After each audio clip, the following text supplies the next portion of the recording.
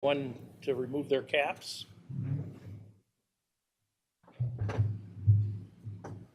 Yeah, come on up, Randy.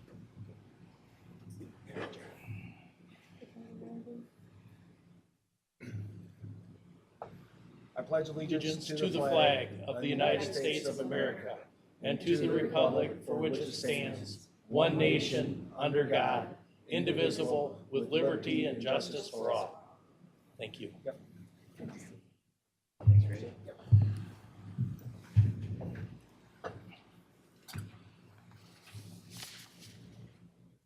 All right, we have a proclamation, and I will read this. It's National Community Action Month, and we have John Wilson here from, he's the interim executive director for Operation New View.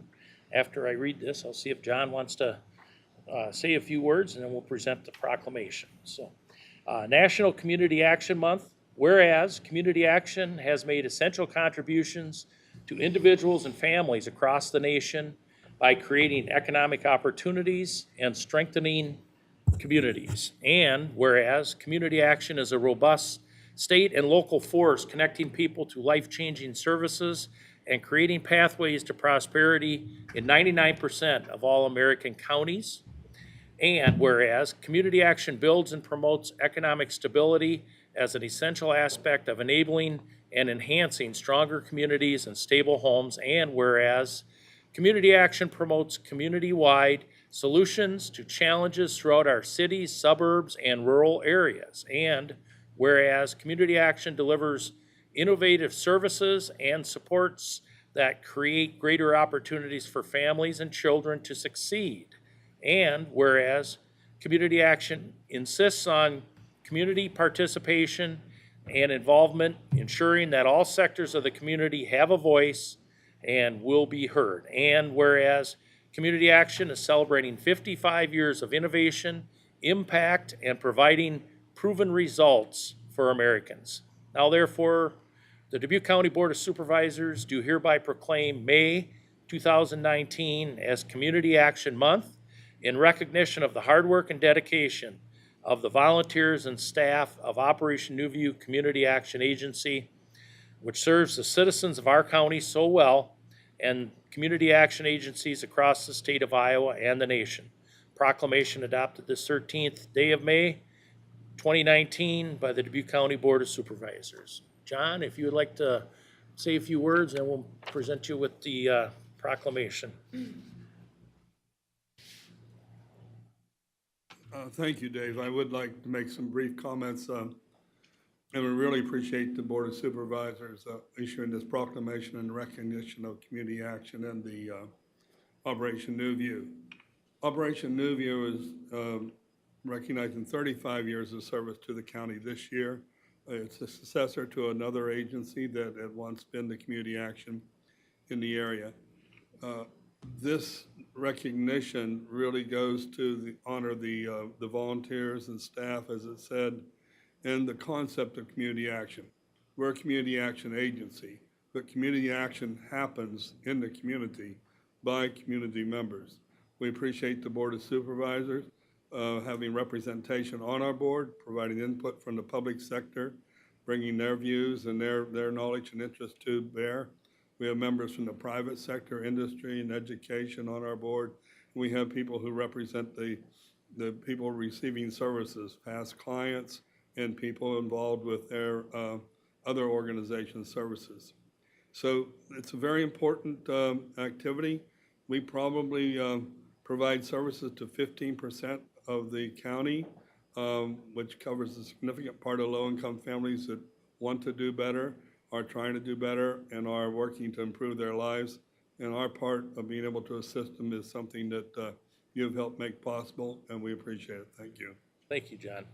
I just would like to add, John, I really appreciate serving on your board and what you do. This is the agency that creates the Head Start program throughout the city of Dubuque and the county of Dubuque. And so if you don't say the word Head Start, which provides early education to kids in low-income families, you do that so well.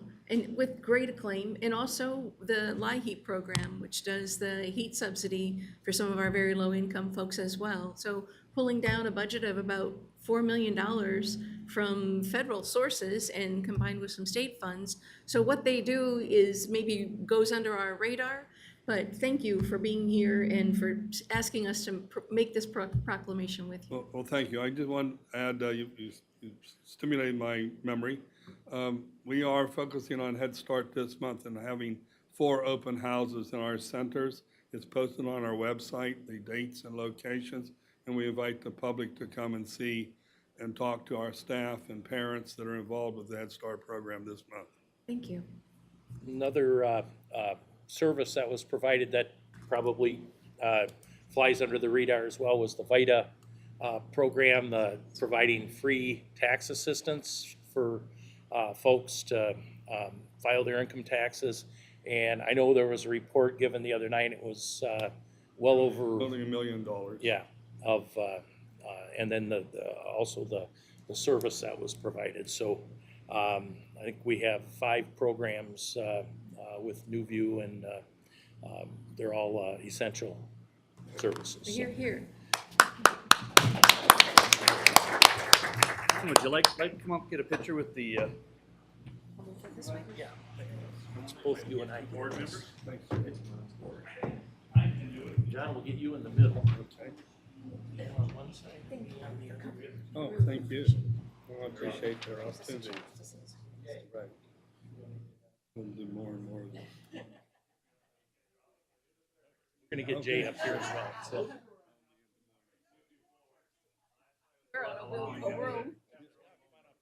Sweet, this way. There you go. And I don't want this to look like a mug shot, okay? Is that so? Here? Yeah. All right, here we go.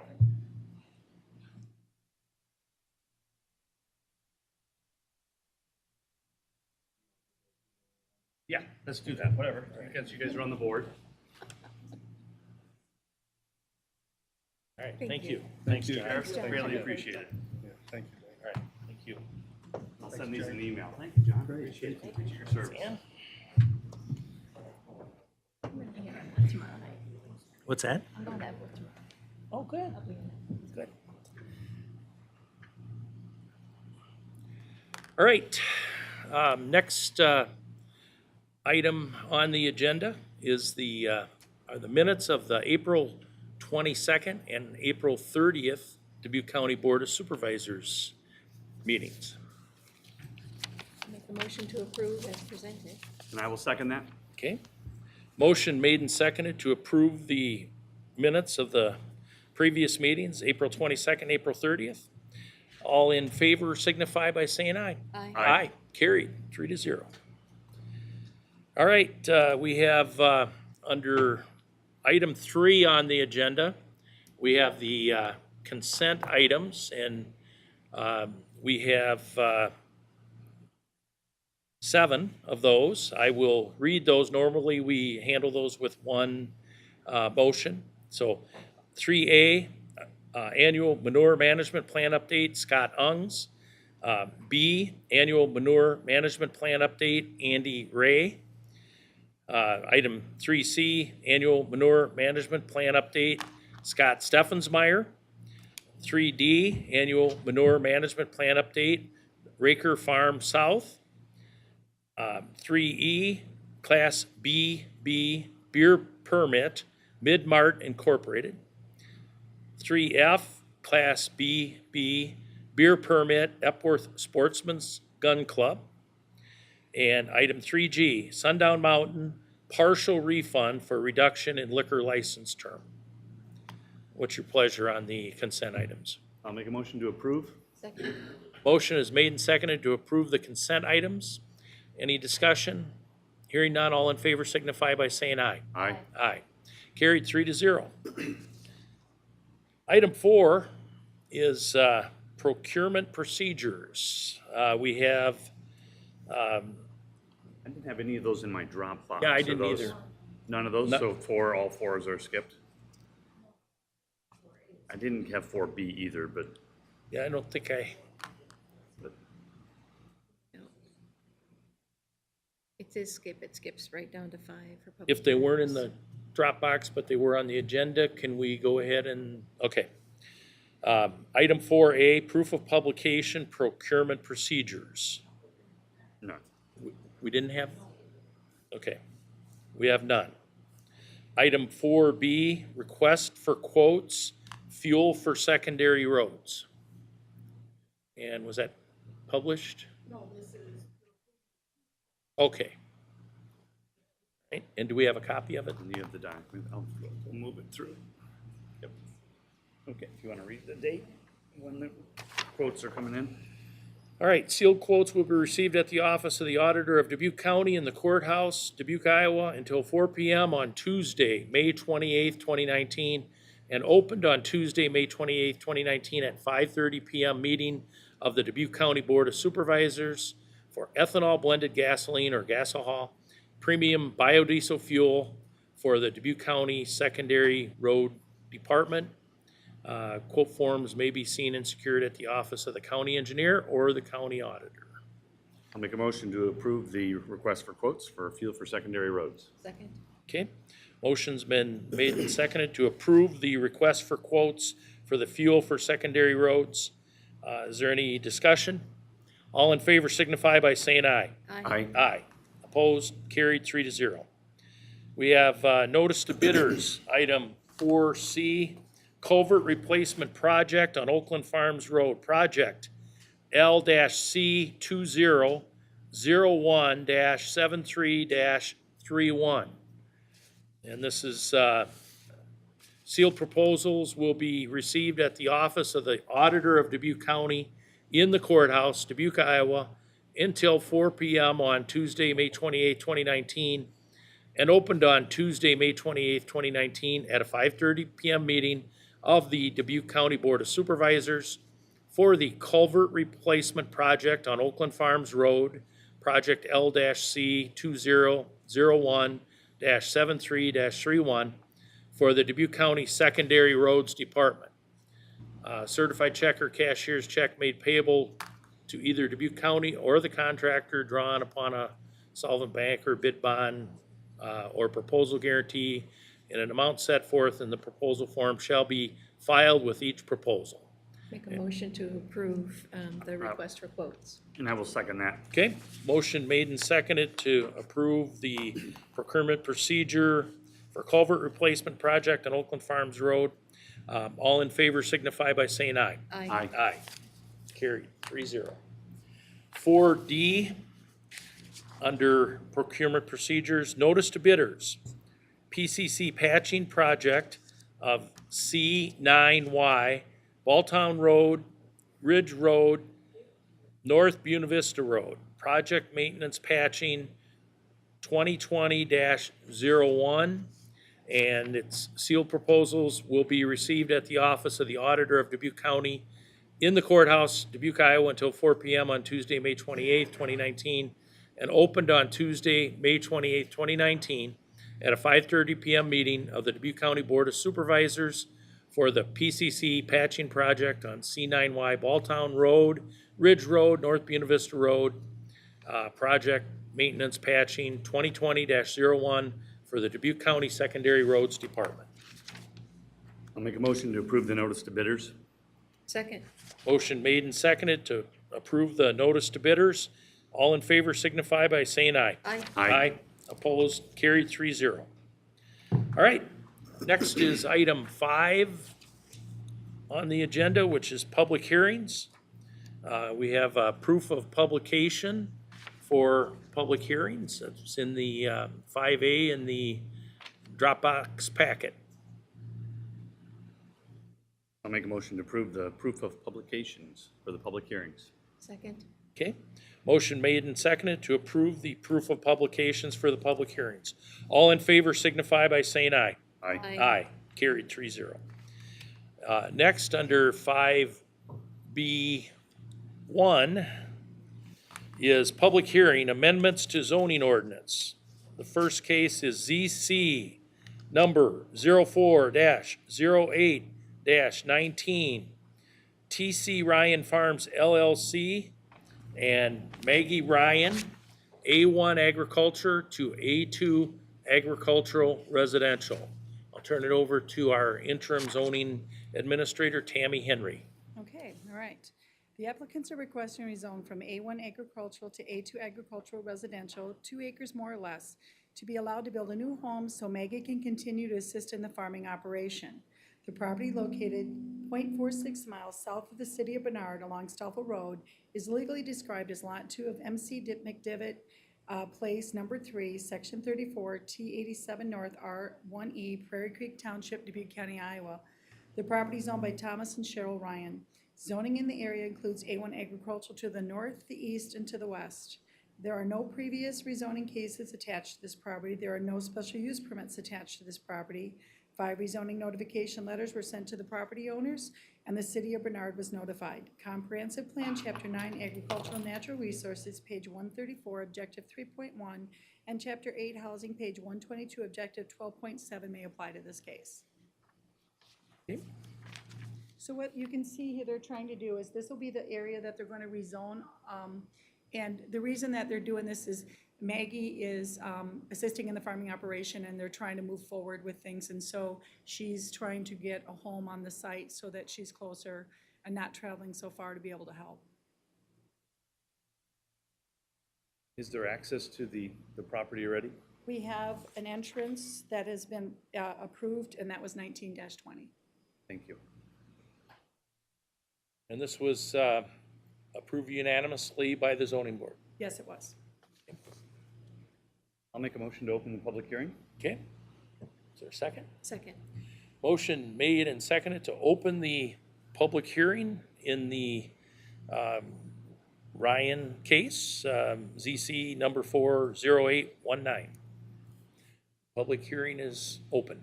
So if anyone in the audience would like to speak on the public hearing in regard to this case, please approach the podium. Please identify yourself, give your name and address up to the podium there. I'm Maggie Ryan. My address is 242 McCarthy Road, and I would like to rezone this property to continue to help on my family operation with the cattle and hog and crop operation with my brothers and dad. Okay, thank you. Any questions for Maggie? So this will be a new home built there? Yes. Okay. Yeah. New home with a shop to help store equipment, things like that in it. Okay, any questions? I think, anybody else to speak on this issue? I'll make a motion to close the public hearing. Second. Motion made and seconded to close the public hearing. All in favor signify by saying aye. Aye. Aye. I think this is a classic case. I think this is why the A2 is there. Help keep the family on the farm, and couldn't be a better fit, I don't think. So, Generally agree. I'll make a motion to approve the rezoning.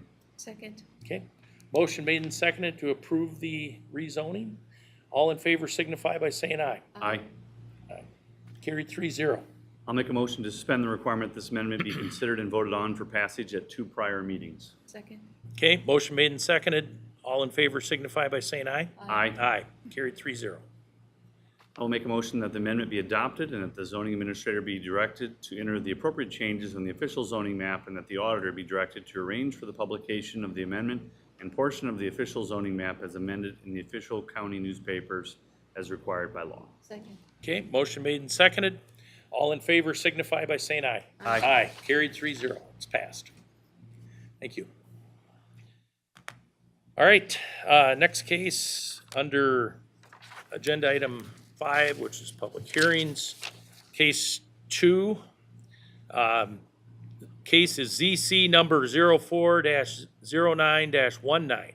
Douglas and Carissa Borwald, A2 agricultural residential to A1 agricultural. Okay. The applicants are requesting to rezone from A2 agricultural residential to A1 agricultural, 2.04 acres more or less, to reverse their previous request on zoning case number 07-2518 to be allowed to build a new home on the parcel. The applicants no longer wish to use this location for the new home. The property located 0.67 miles west of the city of Zwingle along Lamb Road with access off of Washington Mills Road is legally described as the northwest of the southeast, Section 34, T87 North, R2E, Washington Township, Dubuque County, Iowa. The property is owned by Douglas and Carissa Vorwald. Zoning in the area includes A1 agricultural to the north, the south, the east, and to the west. M2 heavy industrial to the southeast. The M2 heavy industrial to the southeast on zoning case number 49 of 10 was to allow for a logging business with outside storage and sales of logs, manufacturing of stakes and sales. There are no special use permits attached to this property. There is one previous zoning case attached to this property on zoning case number 725 of 18, and that was to rezone the 2.04 acres from A1 agriculture to A2 agricultural residential to allow for the new home on the site. Three rezoning notification letters were sent to the property owners, and the city of Zwingle was notified.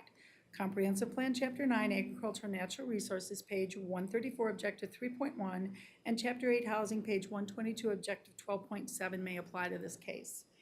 So when they originally had come in, they were going to build up in here, and once they got out to the site and got looking at it, it's just not going to work for the site. So they're asking to put this all back into agricultural, and as you'll see, the next case, they found a new location on the farm. So they're just trying to reverse what they had done so they can relocate.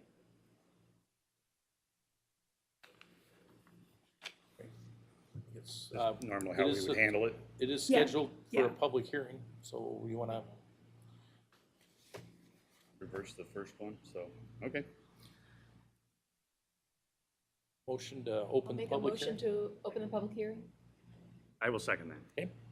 All in favor of opening the public hearing signify by saying aye. Aye. Carried 3-0.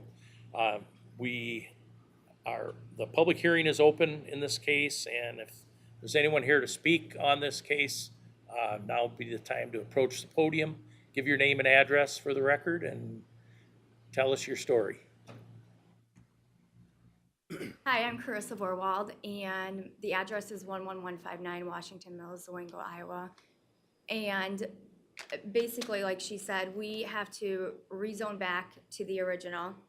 And then she'll state after this that we have, when we zoned originally, it's just too far down and it's really rocky down there. And to build a new home is just gonna be a lot of work and a lot of money. So we want to go further up because currently our home is in the floodplain. And so that's why we are zoning for a new home. And we want to get further up on the hill instead of down. And where it's really rocky, we want to get up where it's a little bit more flat. Okay? Thank you. Anyone else to speak on the public hearing in this case? I'll make a motion to close the public hearing. Second? Motion made and seconded to close the public hearing. All in favor signify by saying aye. Aye. Aye. Carried. This is reverse of a previous case and reverse of what we normally do, but there's another case on the horizon here coming up real quick, so. Make a motion to approve the rezoning? I will second that. Motion made and seconded to approve the rezoning. All in favor signify by saying aye. Aye. Aye. Make a motion to suspend the requirement that this amendment be considered and voted on for passage at 2 prior meetings. And I will second that. Okay. All in favor signify by saying aye. Aye.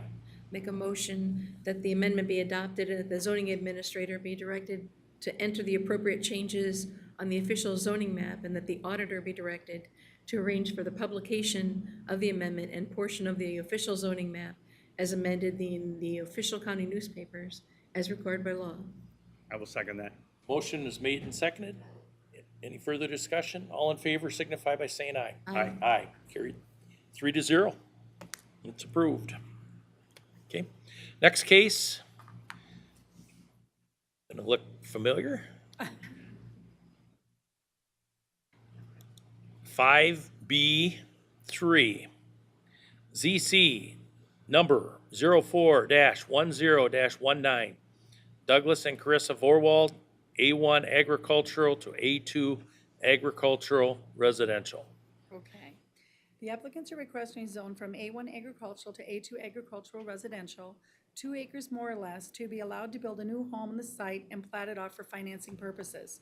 The property, located 0.67 miles west of the city of Zwingle along Lamb Road, with access off of Washington Mills Road, is legally described as the northeast of the southeast, section 34, T87 North, R2E, Washington Township, Dubuque County, Iowa. The property is owned by Douglas and Carissa Vorwald. Zoning in the area includes A1 agriculture to the north, southeast, and west, M2 heavy industrial to the southeast. The M2 heavy industrial to the southeast on zoning case number 49 of 10 was to allow for a logging business with outside storage of sales logs and manufacturing stakes and sales. There are no previous zoning cases attached to this property. There are no special use permits attached to this property, and 2 rezoning notification letters were sent to the property owners, and the city of Zwingle was notified. Comprehensive Plan, Chapter 9, Agriculture and Natural Resources, page 134, Objective 3.1, and Chapter 8, Housing, page 122, Objective 12.7, may apply to this case. So all we are now is going up onto a different parcel. So it's a completely different parcel here, and that's where they're asking to have the rezoning. So this is just finding a new location that's gonna work, and it does still fit the A2 for farming as it did in the previous case. And what's the access for this location? This will be coming up through their own field, so Oh, their field. access won't, it'll stay the same off the farm lane, and they are going to be accessing through their own land. Okay, thank you. As you can see, they own this land as well over here, and So this is gonna be used just for a home and not a logging business. no, the logging business is located down further on one of the parcels, It is already And- zoned for that. and that's already zoned for that. And the home that they have now will be torn down. So when they get the building permit, the home that's on this farm will be gone, and this will be the only home on the farm. I see that the only comment received was from a neighbor that was in favor of In it. support of it. Yeah. I'll make a motion to open the public hearing. Second? Okay. Motion made and seconded to open the public hearing. All in favor signify by saying aye. Aye. Aye. Okay, we're open for the public hearing in this case, and would ask anyone wants to speak on this to come forward, give your name and address for the record, please. Okay, it's me again. Carissa Vorwald, 11159 Washington Mills Road, Zwingle. Looking to zone the 2 acres there on top of the hill, completely different parcel for a new home. Right? And then your driveway will come from the existing Yeah, driveway? our current driveway, what we'll do is we will, off of our current driveway, we'll just go ahead and do another driveway going up through the field. And then, like she said, the current home that we have right now will be removed and made into, croppable land to kind of replace what we're doing here.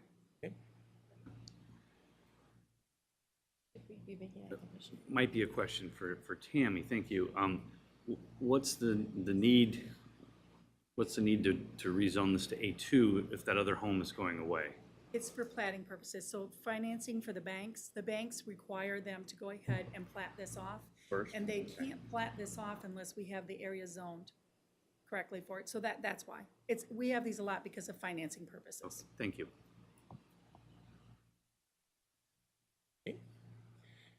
Anyone else to speak on this case? Please approach the podium. I'll make a motion to close the public hearing. Motion made and seconded to close the public hearing. All in favor signify by saying aye. Aye. Aye. Carried. I will make a motion to approve the rezoning. Second? Okay, motion made and seconded to approve the rezoning. Any discussion? All in favor signify by saying aye. Aye. Aye. It's carried and approved. I'll make a motion to suspend the requirement this amendment be considered and voted on for passage at 2 prior meetings. Second. Motion made and seconded. All in favor signify by saying aye. Aye. Aye. Carried. I'll make a motion that this amendment be adopted and that the zoning administrator be directed to enter the appropriate changes on the official zoning map and that the auditor be directed to arrange for the publication of the amendment and portion of the official zoning map as amended in the official county newspapers as required by law. Second. Okay, motion made and seconded. Any further discussion? All in favor signify by saying aye. Aye. Aye. It is carried. Thank you. All right, the next case is under 5B, it's 5B4. Case number is ZC number 04-11-19. Dean and Merlin Bartles and Ned Overreckling, A1 Agricultural to M1 Industrial. The applicants are requesting rezone from A1 agricultural to M1 industrial, 6.4 acres more or less, to be allowed to build a building for the warehousing of a restaurant and bar equipment for sale and resale purposes. The property, located 1 mile south of the city of Dubuque along North Cascade Road, is legally described as Lot 3 of the Northwest of the Northeast, Section 13, T88 North, R1E, Vernon Township, Dubuque County, Iowa. The property is owned by Merlin and Dean Bartles. Zoning in the area includes A1 agricultural to the south and to the east, M1 industrial to the west, B2 highway business to the east, R1 rural residential to the north and south, east and west, R2 single-family residential to the north and the south, the M1 industrial to the west on zoning case number 030707 was to allow for an auto repair shop. The M1 industrial to the west on zoning case number 010102 was to rezone 10 acres to allow for warehousing, storage, and truck services. The M1 industrial to the west on zoning case number 1137 of 16 was to allow for a contractor shop. The B2 highway business to the east on zoning case number 020717 was to allow for a recycling business. There are no previous zoning cases attached to this property. There is one special use permit attached to this property on BA case number 062718, and that was to allow for a 190-foot self-supported tower to be relocated to the location because of the Highway 20 corridor project. 7 rezoning notification letters were sent to the property owners, and the city of Dubuque was notified. Comprehensive Plan, Chapter 9, Agricultural and Natural Resources, page 135, Objective 5.4, and Chapter 12, Land Use, page 179, Objective 5.1, and Chapter 7, Economic Development, page 105, Objective 3.2 and 3.4 may apply to this case. So what they're asking to do, and at this point, it's owned by Dean and Merlin, and Ned Oberbaching was purchasing it, and it's Ned that will be operating the business out of here eventually. And so they're asking to take this whole piece and rezone it because of the way that Ned needs to put the building up on the top. And if you look over into this corner of this, it's pretty much gonna always be an unbuildable area because of the way it's so narrow. And as you heard earlier, they're asking for the entrance here, which obviously we're pending on this case. And this road is eventually, after talking with Anthony, is potentially in the next few years will be a vacated road.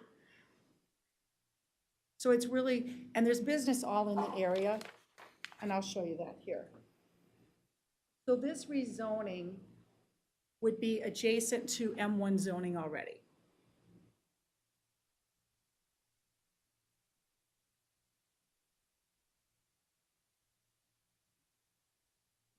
So Anthony, maybe you can answer this, or possibly Tammy. So where will the access come from that? Because isn't Cottingham Road also going to be capped off eventually? So where would you gain access? Cox Springs and then all the way over?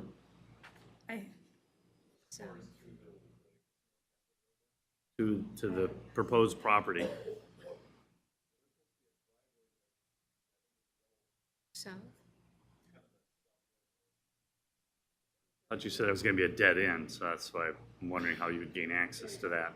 Yeah, there's a red X.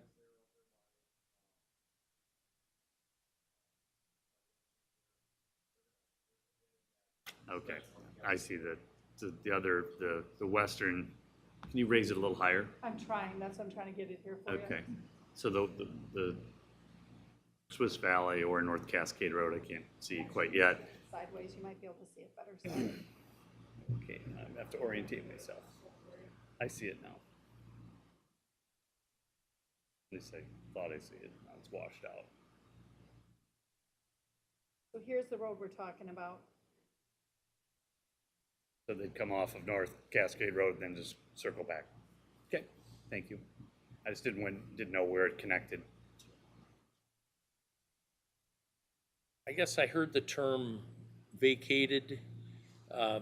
Does that mean, I mean, is that different than it turning into a dead end? Would,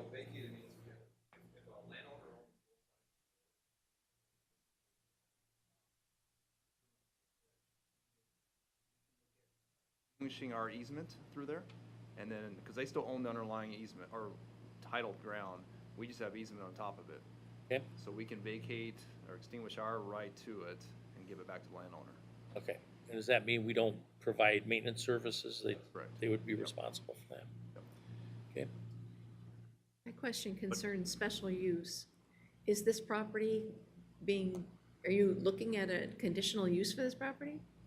Yes, there would be conditions placed on the property. There is some conditions already discussed on should be in your packet, that it would be conditional. The tower has already got a special use permit, and so that's existing. So the M1 would be conditional to this use only. So if the property is transferred, that conditional use will not go with. No, it stays with the property and the use of that building.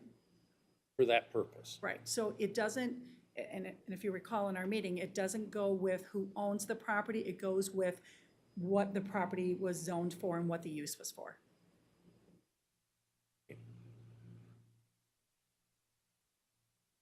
All right, I entertain a motion to open the, Yeah, I'll make a motion to open the public hearing. Second? motion made and seconded to open the public hearing. All in favor signify by saying aye. Aye. Aye. Carried 3-0. If there's anyone to speak on this case, please come forward, give your name and address for the record, please.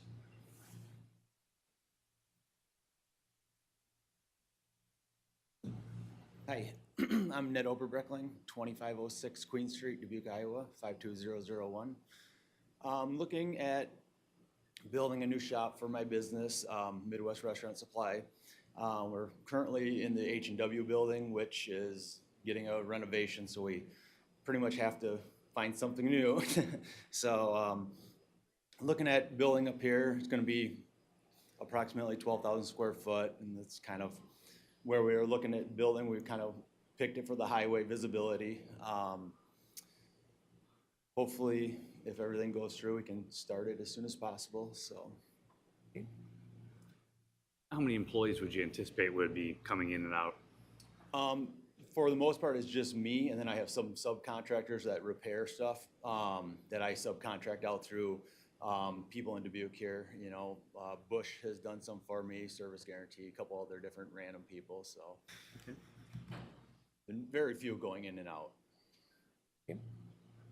And are you comfortable with the access as kind of described there?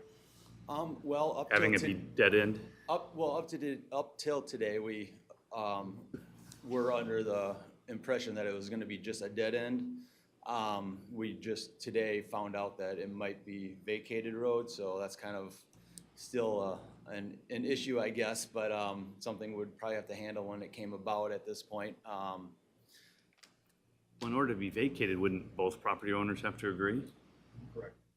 So you would have the right to allow that or potentially stop that if the south property owner would agree.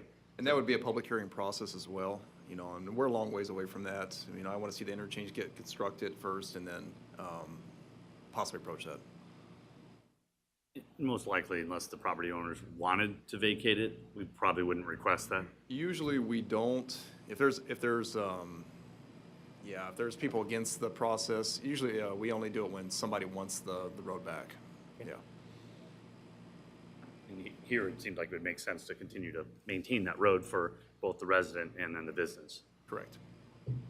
So it should be okay. You don't have to buy your own snowplow quite yet. Yeah. Anthony, that is a separate process, has nothing to do with this rezoning, is that No, correct? that's a different Okay. process. All right. Any other questions? Well, my question still remains about the conditional use, because it isn't transferable as an industrial piece of property. If you decide to sell this down the road, this is gonna be a conditional use. It's conditional to this type of use, so it is conditional to this type of use, but it stays in place. It does not revert back Correct. when not being used. But I think that's something to make sure that you understand, that it isn't just opening wide open industrial usage. You're buying a piece of property that's getting a conditional zoning. Yes. So if you have any hesitation about that, you'll want to research that as well. I don't know if I'd be interested in the county attorney's either understanding or opinion, if he had at this time, related to conditional uses and how well they stand up in court. And if you'd be interested in speaking now or getting back to us, that's a question I have. Okay, thank you. Yeah, I think that's something we could probably ask him to look at. So your question is My question is our generally. zoning, yeah, generally in our zoning, documents, we state here's M1 use. Right. And then the board occasionally adds conditions, and sometimes they're as vague as, hey, put up a fence row of trees or evergreens, and or they're more specific about just this owner doing just this development, which that's, no offense, that's not real detailed that we're looking at right now. And so I'm curious to how binding these conditions are. Because what we're agreeing today is basically, hey, it looks like a 12,000 square foot building with a parking lot and a squiggly road. And Documents in front of you do say that the rezoning is for warehousing of restaurant and bar equipment and sale and repair purposes only. So that is the condition that's been placed on this property. by the zoning board. The zoning board has recommended that you do Right. that.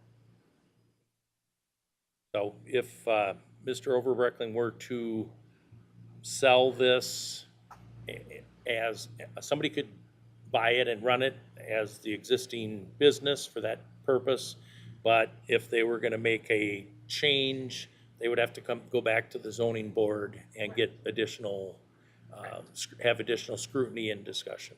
And so from your understanding, Tammy, let's say you wanted to sell to somebody that wanted to store furniture. They'd have to come back and get, Come back and change that zoning.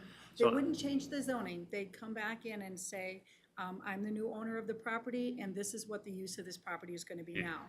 And there may not be any conditions at that time placed on it. They just placed it on this at this point because it's a larger piece of land, and they wanted to make sure that if he decided to come up in further up there and do other things, that he would have to come back and talk to them about that. And my caution really just is to Mr. Overbreckling to note that it's a great piece of property with that highway visibility and with the interchange and how we're gonna make that, it's gonna be much nicer, but it does come with some restrictions. And so I just want you to just be alert to that it'll have to come through the process again. So, it obviously has to fit and clearly does your business purpose and likely someone else who might be interested in the future, but it isn't just a rezoning for all industrial use. what, maybe on that point, question for Tammy is, what would you classify the type of business he's running? So I know with M1, you can do quite a few different industrial items, you can do outdoor storage. The business they're describing here, would you describe this as light industrial? Light industrial. I would prefer more of a condition of light industrial versus you're doing restaurant equipment. That just seems too restricted and onerous, and If I may, he has some restrictions also because of the tower. So there will not be able to be a lot of buildings up there because of the tower, because it has the fall zone that they have to stay away from. So Ned, that's why Ned also went to the top of this piece of property. So if Ned was gonna come in here and expand this out further, he would have to look at potentially like a special use permit or a variance, trying to meet some of this, to meet setbacks in the future. So it really is a piece of property that's not gonna really be able to expand a lot with the size of the building that Ned's putting in. And he has been totally aware of that and been informed of that. And again, I guess I'll, I don't say disagree with my counterpart Supervisor Wickham, but the zoning board is specific with this, and that they have recommended the conditional use. And just going back from history, an example of what neighbors might not want, there might be a private sanitation business going in there without any further review. You know, I don't know where that would fit, but that might, the neighbors might want to have input into that. That's why conditions are important. So for low traffic, and, you know, a business that didn't meet with any objections, I think that the zoning board has put a specific a condition on this, and I think there's a reason for that. So I'm going to respect that in my opinion here. So. Generally agree, but you're now placing the burden on the owner of the property and restricting their ability when just right next door is a unrestricted M1. So I mean, it seems a little onerous and over the top when what you're trying to do is economic development, improve our tax base in an M1 area, in a little sliver, in where we're spending millions of dollars in infrastructure to improve transportation. It seems logical to say, hey, let's make this M1 and allow for at least an expanded condition so a future board doesn't have to, you don't have to come here and say, hey, I want to sell this to somebody who wants to store furniture. That seems real onerous from a government oversight. And so I think a classification of use as identified in our zoning bylaws would be more appropriate than just your specific business. And then I would like to see what are the And we don't do that in ag, potential. we don't do that in anything else. We don't, Well, there's no zoning for A1. A1's agricultural, and we Right. don't say you have to conditional for cattle or conditional for pork, or, you know, and so these conditions, I guess I'm not a big fan of, because I think all it does is tie business to government and this approval process.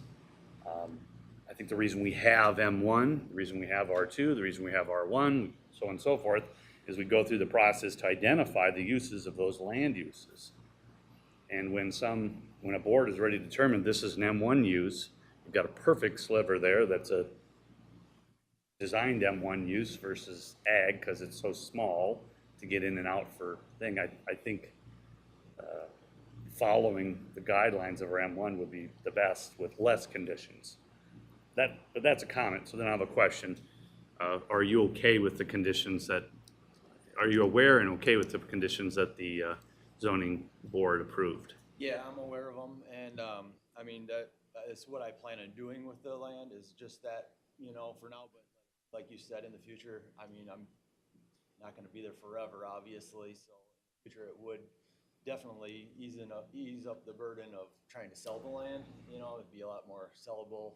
Not that I plan on it anytime soon, obviously, but, I mean, it's hard work and it's hard on your body, so I can't do it forever, so, but yeah, it would definitely help to keep, if it would stay open, like you said, it would help me, you know, down the line, 15, 20 years. That's all This the is- questions I have. All right, and again, I don't know what exactly would fall under M1 if we left it general, but again, thinking of perhaps private sanitation, or perhaps a food or animal waste composting facility similar to what we have between Farley and Epworth. I would think the neighbors would want to come back and have discussion on that. I don't want to open the door for something that was unintended, where the zoning board appears to be focused here on this business. And I understand, but if he wanted a general use, he should have brought that up to the zoning board. So now we're kind of placing ourselves. But we're not, if I might. What we're doing is just saying, what's before us, all we can do today is to vote to approve or not approve. The conditions have been set, and the zoning, the review boards looked at this. If you have any hesitation, and you don't, then we would have to go back to the zoning board. Right. And come back again. So I just want to make sure that We I don't can set the wanna- conditions here. Right. We can set the We conditions. can approved. also take the conditions off, and that's where I thought, But I don't want it, I guess I'm saying, I don't wanna take those conditions off. I would wanna go back to my zoning board if I would, because I don't know what's in M1 either. well, then you and I So- are on the same wavelength here. But I think if we wanna go forward today and the owner is prepared to accept conditions, we shouldn't stand in his way. But I have the same hesitation you do, which is why are we Yeah. leaving these things out there that to me look kind of like orphans? M1's right next door, but I don't know what goes in M1, so. Yeah, when you're standing in front of government, you know, you're gonna take what you can get. And so he's not interested in the no, but I think the comment was you would prefer less or no conditions than specific these conditions. Is that fair? So I don't think you're characterizing his discussion that he's okay with the conditions. He'll accept them if that's all we give. And that's what the zoning board approved That's all I'll do today, with the conditions. is what the zoning board requested. Okay, I can tell you, these previous ones in the past, each of those were individual zonings of M1, and each of one of those had to be specific to the use of those M1s at the time. okay. All right. Any other So questions related to for, your comment, so do you know the conditions on the M run right next to it? I do not off the top of my head. I'll be honest with you and don't know it off the top of my I head. guess just there's know not many. That's a pretty large commercial They little came in property. individually and came in as individuals. Those were Mr. Stecker's properties, and they came in as individuals. They were, that's where all those zoning cases that I spoke to you about and read in, those were a bunch of those. You have a public comment. all right, You have a public. then we'll have you come up to the podium, please. The floor is open yet for the public hearing.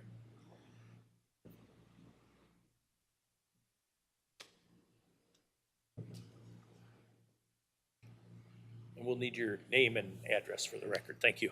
All right, Mr. Brim. Patrick Brame, and I would have the land right to the west of, you see where all that M1 is, the next farm over is mine. Okay. And that 6 acres is all in that plot there, on that side of the road? Is that the, you know? Yes. Okay. This piece here. Right. The only comment I was gonna make was on the M1, for a long time, it was conditional for Stecker. And then we had some dispute over water. And at the end, he agreed to fix the water issues, and then he was given unconditional M1 after that. The one issue that Mike Stecker brought up is he said they made him make that Key Drive there. You see how Key Drive goes east and west? And of course, in the long run, whoever would buy mine would be interested in that. And Mike Stecker expressed concern about that since the supervisors made him put that on, that he would have liked to have maybe gone out to that road and come out that way. And that's an issue that hasn't necessarily been thought of. That's one issue that Mike Stecker brought up at the zoning meeting. I don't know if it's something that would stop it, but it's an issue that he brought up that. I did have that question, so I appreciate you bringing that up of why Key Drive dead ends. He actually complained about it at the zoning meeting. Okay. Because he said the supervisors forced him to build that road all the way through. And then Previous now they're board. making it a dead-end road on you. Yeah, so it'd be my exact example of conditions that one board makes and then a new board comes in and we're unaware of those conditions or we're not interested in those conditions and then it's all for naught. My general thought is we have zoning ordinances. We should follow those zoning ordinances. The more conditions we put on there, the more individual tweaking that boards are doing that are difficult to interpret in future years. And in due time, my land will have the same issue there as to whether, if somebody wants to buy it, can I sell it as M1 and that's okay? Or are they gonna want to make them do every single thing as they go along? But you guys also have a valid point that the zoning board made the resolution on this particular case. So as a neighbor, do you have an opinion? Would you prefer this to be just M1 or M1 with conditions? Probably just M1. Okay. Because I'm gonna ask you to do this in due time, on the west of it, just to have M1. Very Thank good, very well thought out point. Okay, thank you.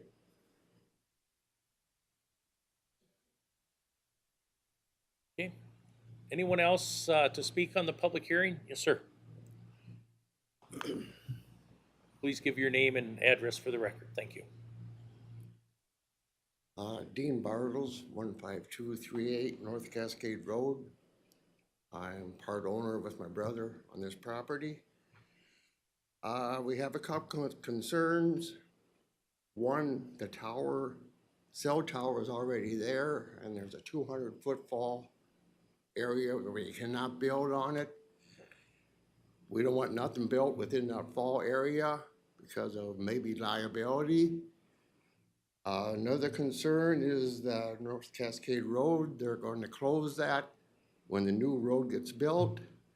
Who's going to maintain that road for this business, the tower, and are we going to have it maintained to our dry house for fire protection?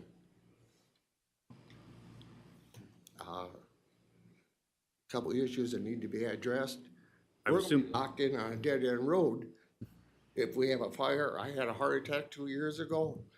If I need the ambulance, is that road going to be open for them to get there? What would you prefer? Would you prefer that the county maintains it, or would you prefer that you maintain it and be private? I prefer the county maintain it if it's going to stay open. Yeah. If not, close it and level it off. Give it back to the owner's farm ground. Okay, thank you. Anything else? And as far as conditions, I don't want a dead animal processing plant right across from my house either. So what happens down the road, nobody knows, but I sure don't want something, a dump or a dead animal processing thing right next to my house. So we're particular on what goes in there and how it's maintained. Okay, thank you. Thank you.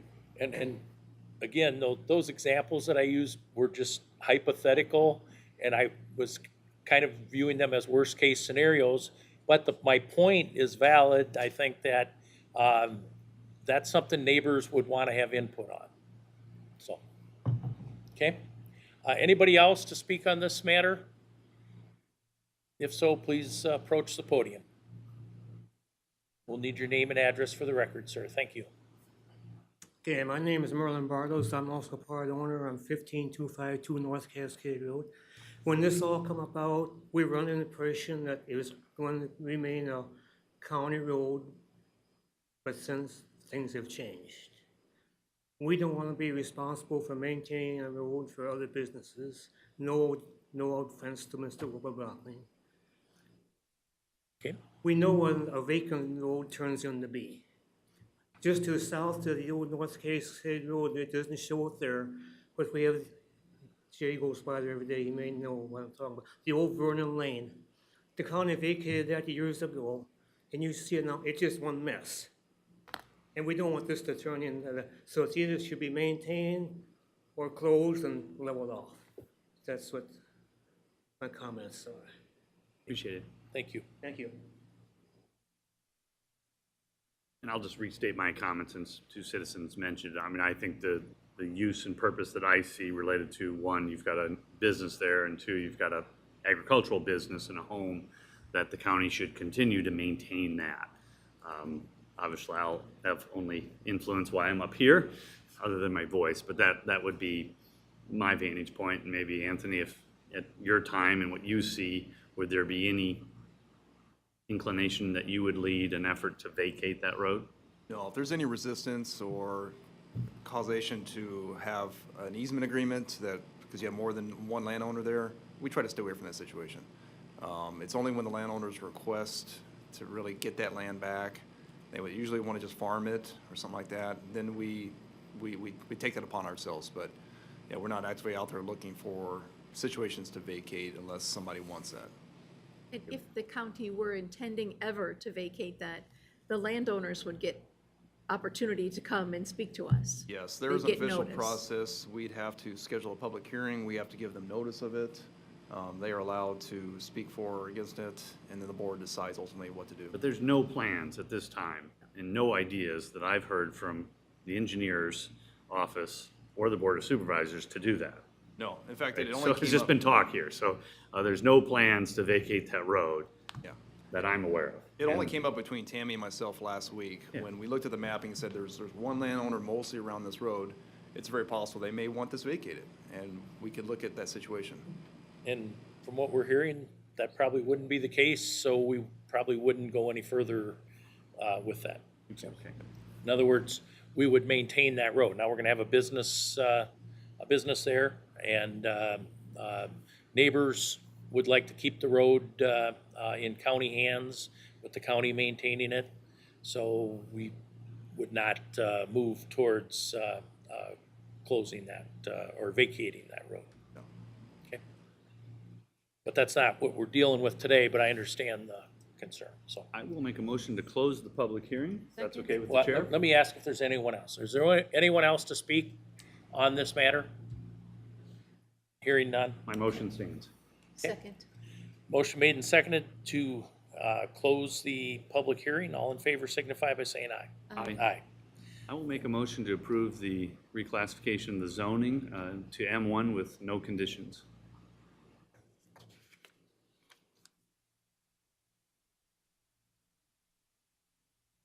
What I thought. Yeah. Motion dies for lack of second. Make a motion to approve the rezoning with the conditions as presented by the landowner and the Board of Zoning. Okay, and I'll second that. Any discussion on the motion? I think we already had that. And I guess I would like to just say, Yeah, as go part of ahead. the discussion, that I would agree with Supervisor Wickham about the need to keep M1 open for economic development. The reason I'm voting against that today is because it would require this property owner to go back to square one, I think, to be fair and honest with all the neighbors so that they have access and that they have opportunity to give input, to allay any fears or concerns about that. So we're making some incremental change that fits the needs of the people who are before us. So that's the reason I'm going to be voting to support this. Okay. Any other discussion? All in favor of the motion signify by saying aye. Aye. Aye. Carried 3-0. Make a motion to suspend the requirement that this amendment be considered and voted on for passage at 2 prior meetings. And I will second that. Okay. Motion made and seconded. All in favor signify by saying aye. Aye. Aye. Make a Carried. motion that the amendment be adopted and that the zoning administrator be directed to enter the appropriate changes on the official zoning map, and that the auditor be directed to arrange for the publication of the amendment and portion of the official zoning map as amended in the official county newspapers as required by law. And I will second that. Motion made and seconded. All in favor signify by saying aye. Aye. Aye. Carried 3-0. Okay. Next item is on the agenda is 5B5. Case number ZC number 04-12-19, Michael and Emily Bogie, A1 agricultural to A2 agricultural residential. Tammy? The applicants are requesting rezone from A1 agricultural to the A2 agricultural residential, 2.8 acres more or less, to be allowed to sell off the existing home machine shed for estate purposes. The property, located 1.45 miles east of the city of Dyersville along Kramer Road, is legally described as Lot 1 of the Southwest of the Southeast, Section 25, T89 North, R2W, New Wine Township, Dubuque County, Iowa. The property is owned by Michael and Emily Bogie. Zoning in the area includes A1 agricultural to the north, the east, and to the west. There are no previous zoning cases attached to this property, and there are no special use permits attached to this property. 3 rezoning notification letters were sent to the property owners, and the city of Dyersville was notified. Comprehensive Plan, Chapter 9, Agricultural Natural Resources, page 134, Objective 3.1, and Chapter 8, Housing, page 122, Objective 12.7 may apply to this case. So as you can see here, this is the parcel that they're going to split off to sell. And it really is about estate purposes. The rest of the property will remain in agricultural use, and this is what we call a pretty typical A2. I'll make a motion to open the public hearing. Second. Motion made and seconded to open the public hearing. All in favor signify by saying aye. Aye. Aye. anyone would like to speak on this, please approach the podium, give your name and address for the record. Hi, I'm Mike Bogie, 13151 Kramer Road, Farley, Iowa. Basically, we started farming with my family, my dad, I guess about 15 years ago. I got in farming with my dad. You know, a little bit later, we bought 10 acres from my dad, built the house on it. A couple years ago, about 5 years ago, Dad passed away.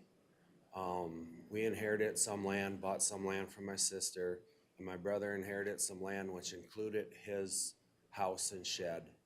So then we needed storage facilities, so we built the shed that we have now.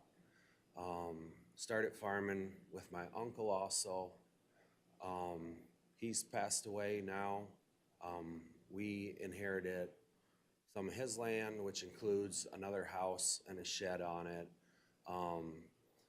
It has also more land for future growth for like bin sites, things like that.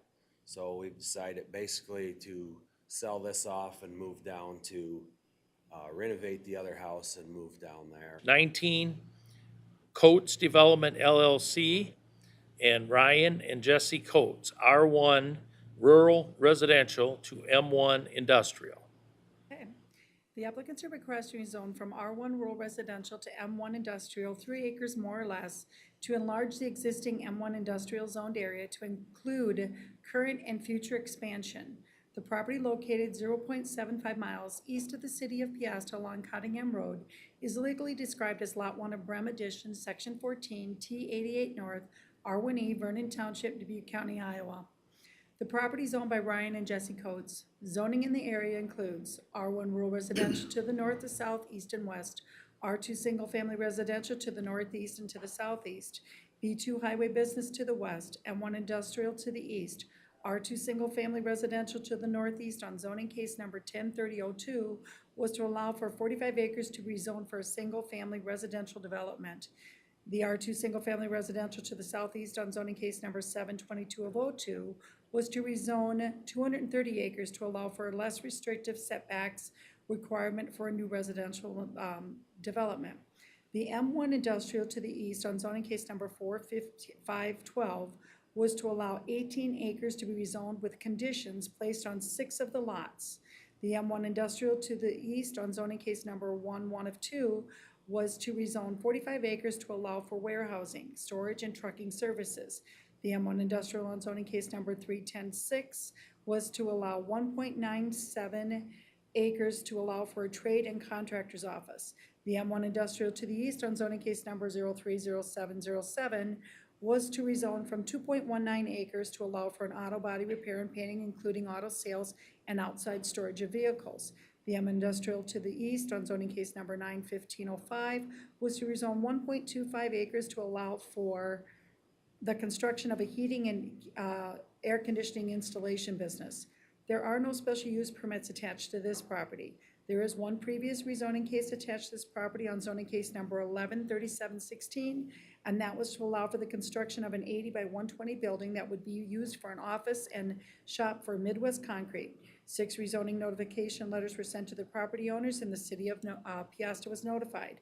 Comprehensive Plan, Chapter 9, Agricultural and Natural Resources, page 135, Objective 5.4, Chapter 12, Land Use, page 179, Objective 3.5, and Chapter 7, Economic Development, page 105, Objective 3.2 and 3.4 may apply to this case. So what's going on here is they had originally come in and zoned for their business. Now they're looking to expand. So this blue area that you're seeing would be the expansion. We are going to build a home here. You're gonna see a plat coming here yet today after all of this. And so they're gonna stay in the residential area. They're gonna live next to their business. And so this is just for expansion so that they can expand the use. It's the same use, just they need more buildings. Questions for Tammy? I'll make a motion to open the public hearing. Second. Motion made and seconded to open the public hearing. All in favor signify by saying aye. Aye. Aye. Carried. Public hearing is open. If anyone would like to speak, please give your name and address for the record. Thank you. Yep, Ryan Coates, 9835 Cottingham Road. We have our concrete business there. Obviously, we're gonna build our house there, and we're just looking to, as we're doing it all at once, we wanna put our building up in the next year for as we keep expanding and growing. That's basically what we're here for. Questions for, thank you. Anyone else speak on this matter? Please go to the podium, give your name and address for the record.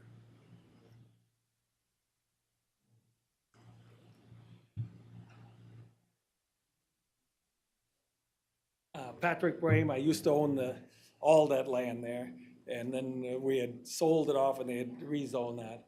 And I want to speak in favor of it too, and without conditions that he can, we're getting into that issue. In due time, I own the land on the east side of the road, 50 acres, and in due time, that will all get to be industrial. And so then I would like that, whatever they do, to be without conditions. And I do know that to the south, my cousin Dale Gowell was at the meeting, and he too was in favor. In due time, he would like his to be M1 also. All right? Just so everybody, that both maps of the city of Piasta and the city of Dubuque both have all this land as M1 industrial. The city of Piasta reaches out to Cottingham Road, and they have the first 80 acres, all of that would be commercial industrial.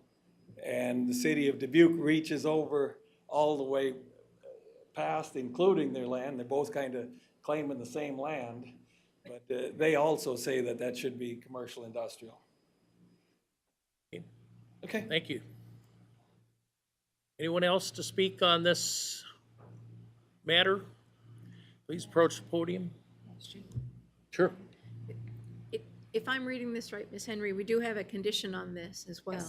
Yes. And so I want to make sure that the landowner is aware of that. It is, the recommendation to us is that there be a tree buffer. And, you know, I didn't ask you that when you were at the podium. Is that going to be okay?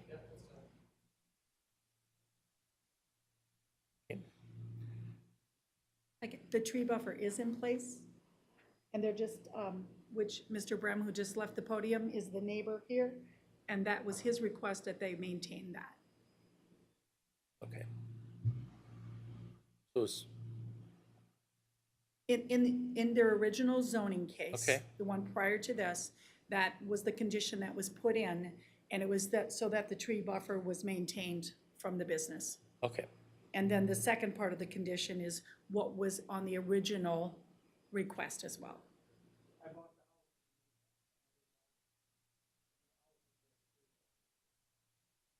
Okay.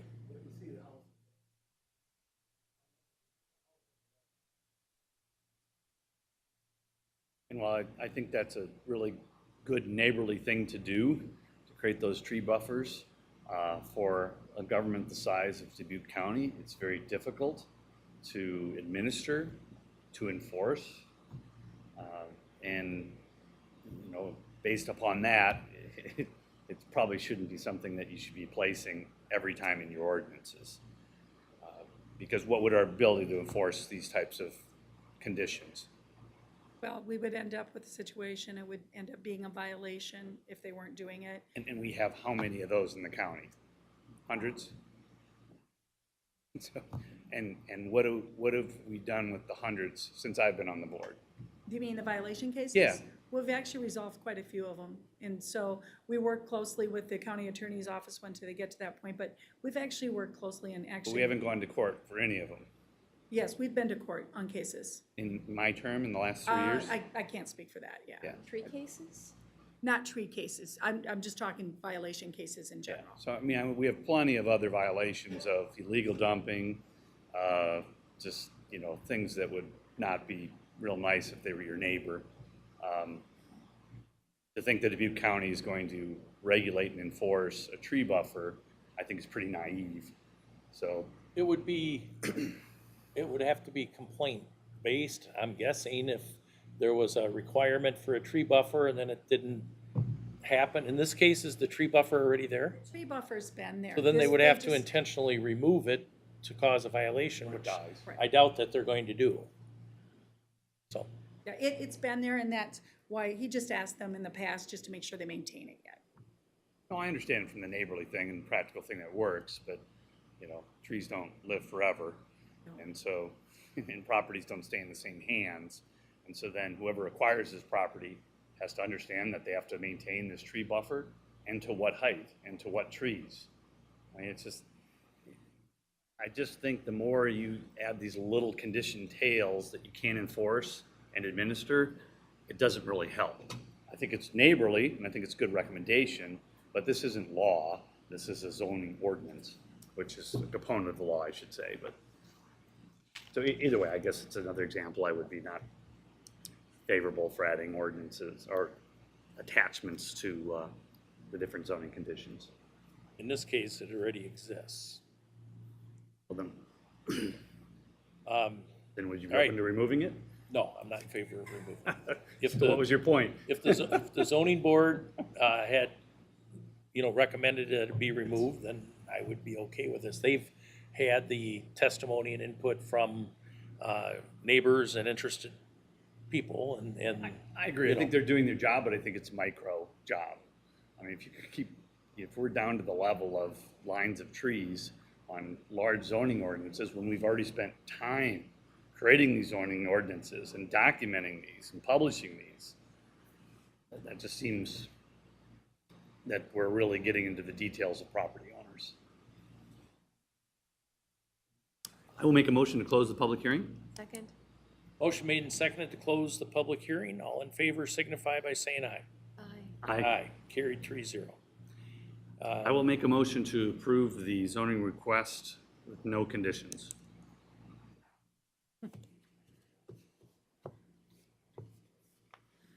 Motion dies for lack of a second. I'll make a motion that we approve the rezoning with the conditions stated, that the rezoning be approved with the conditions that a tree buffer is maintained between the home to the north and the business, and that the rezoning is for contractor shop and office only. Second. Any discussion? What kind of trees and how high and how big? So if you had a 1-foot tree, would that be sufficient? Or does it have to be 40 foot? I wasn't there, so It would be for me. Pardon? Would be for me. Which one?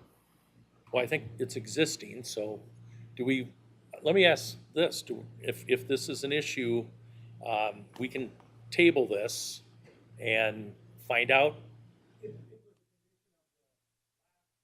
Well, it's condition of this zoning, right here. That's what we Yeah, just made a motion to. it's in here.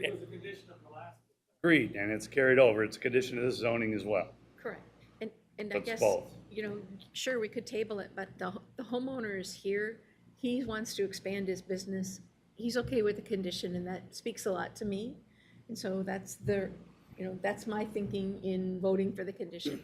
It is, your note, Jay, as we expand and 20 expands, we probably need to get with our zoning board and get a little ahead of that perhaps, and give maybe some supervisor direction of how we think that maybe is better for citizens.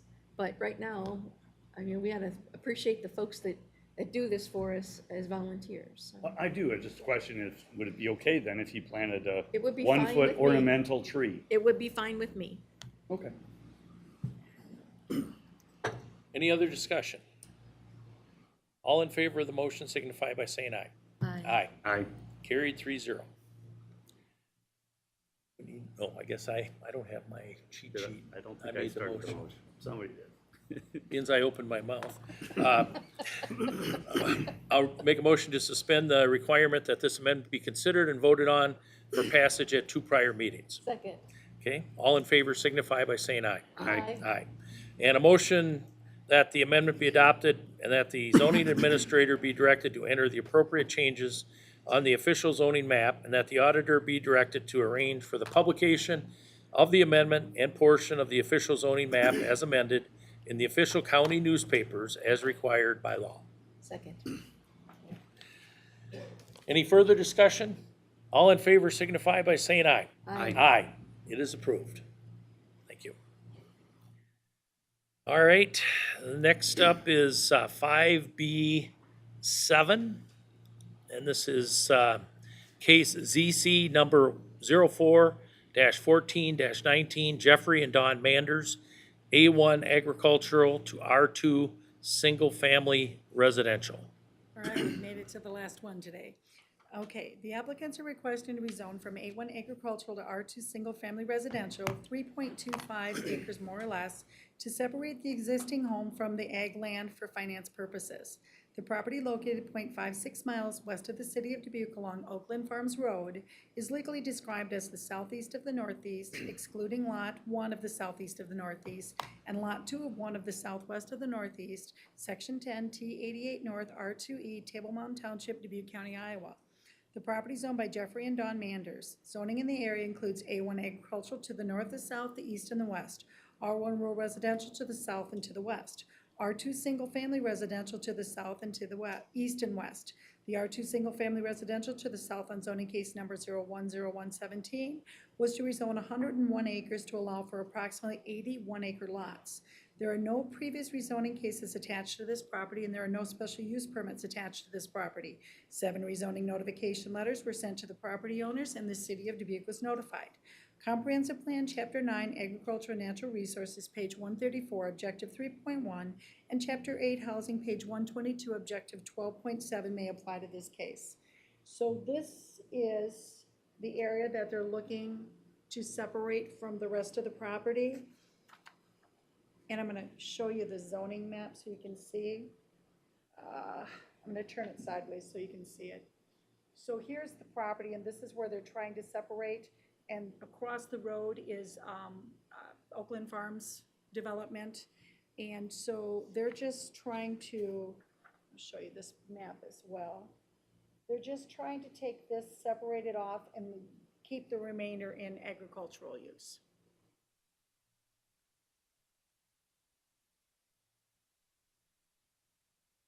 And what was the size of the R2 parcel?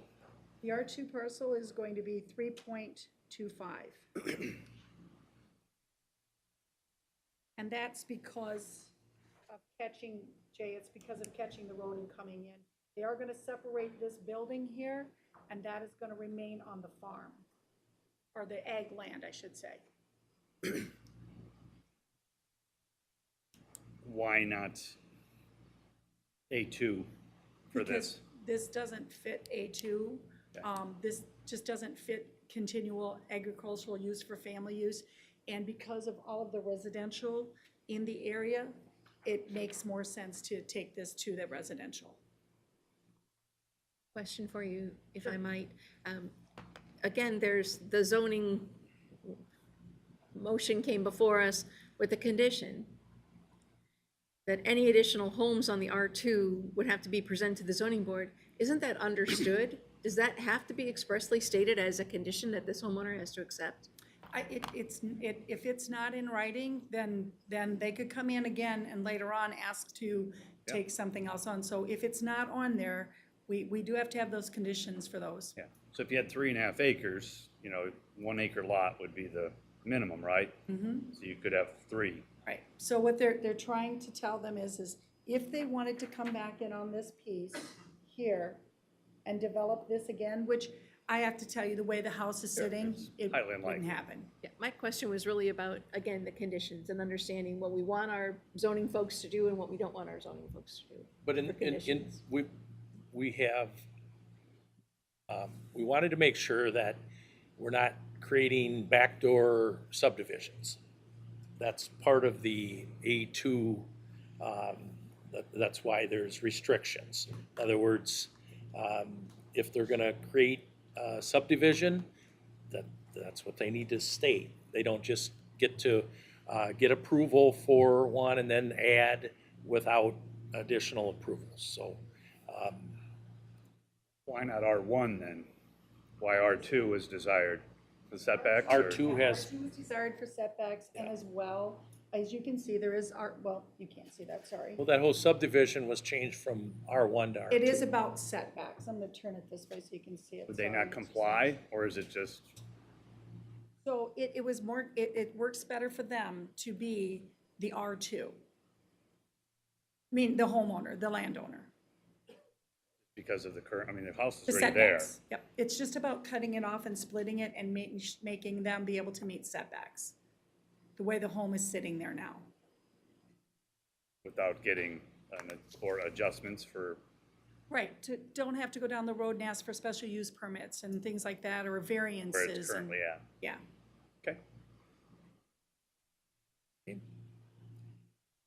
All right, Make a motion to open the public hearing? there's a motion to open the public hearing. Is there a second? I will second that. Motion made and seconded to open the public hearing. All in favor signify by saying aye. Aye. Aye. Is there anyone to speak on this matter? If so, please approach the podium, give your name and address for the record.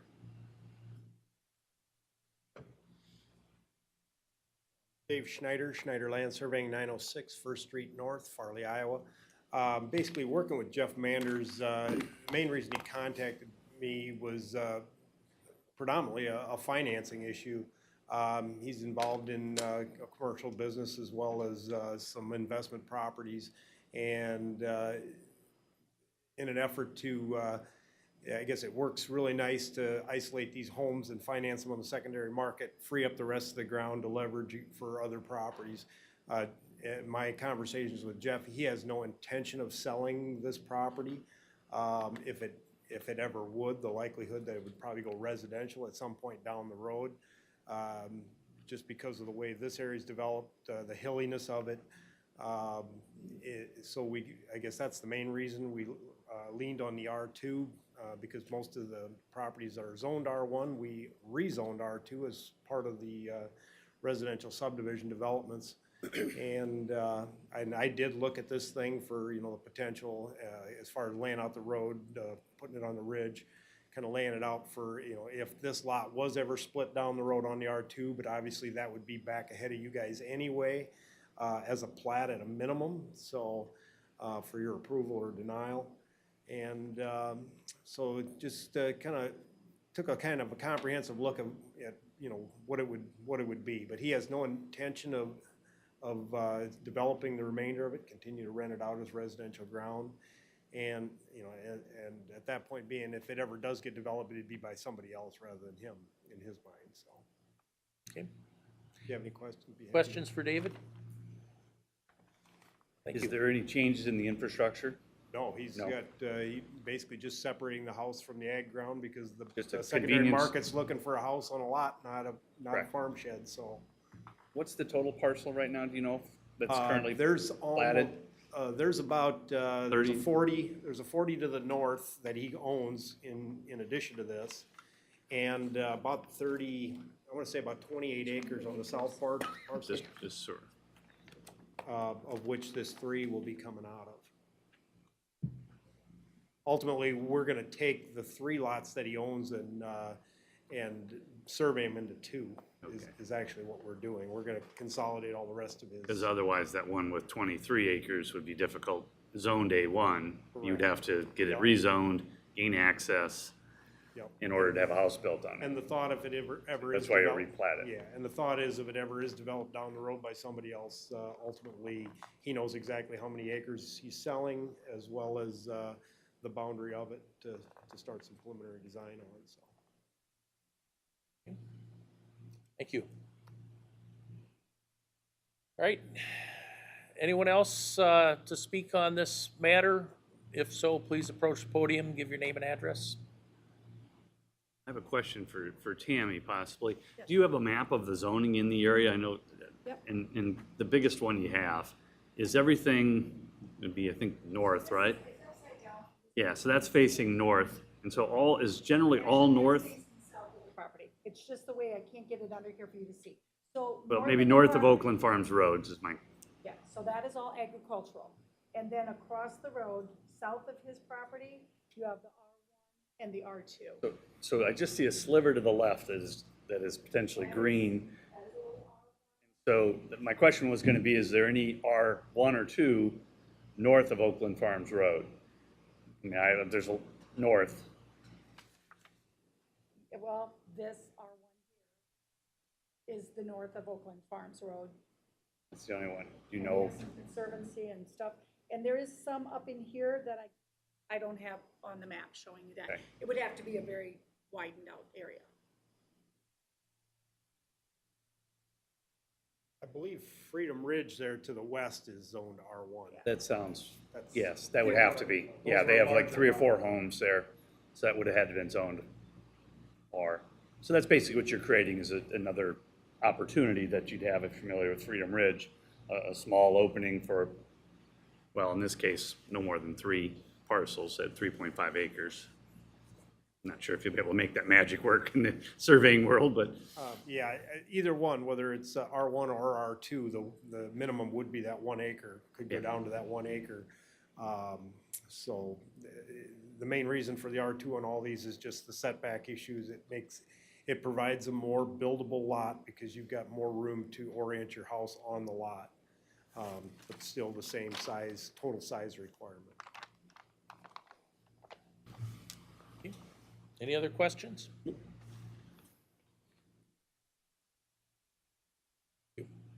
All right, anyone else to speak on this? Seeing none? I will make a motion to close the public hearing. Second. Motion made and seconded to close the public hearing. Any additional discussions, comments? I didn't think you took a call on that. I had a motion and a second to close the public hearing. Oh, I'm sorry. Is that right? Motion to close the public hearing? No, I had a motion, she seconded the public hearing. All in favor signify by saying aye. Aye. Aye. I was looking ahead of myself. No worries, no worries. I used to do that as well. All right, now we're open for discussion. Yeah, I think the only discussion I'd have is that, Oakland Farms is becoming quite a mix of ag and residential, so the infrastructure needs to support that.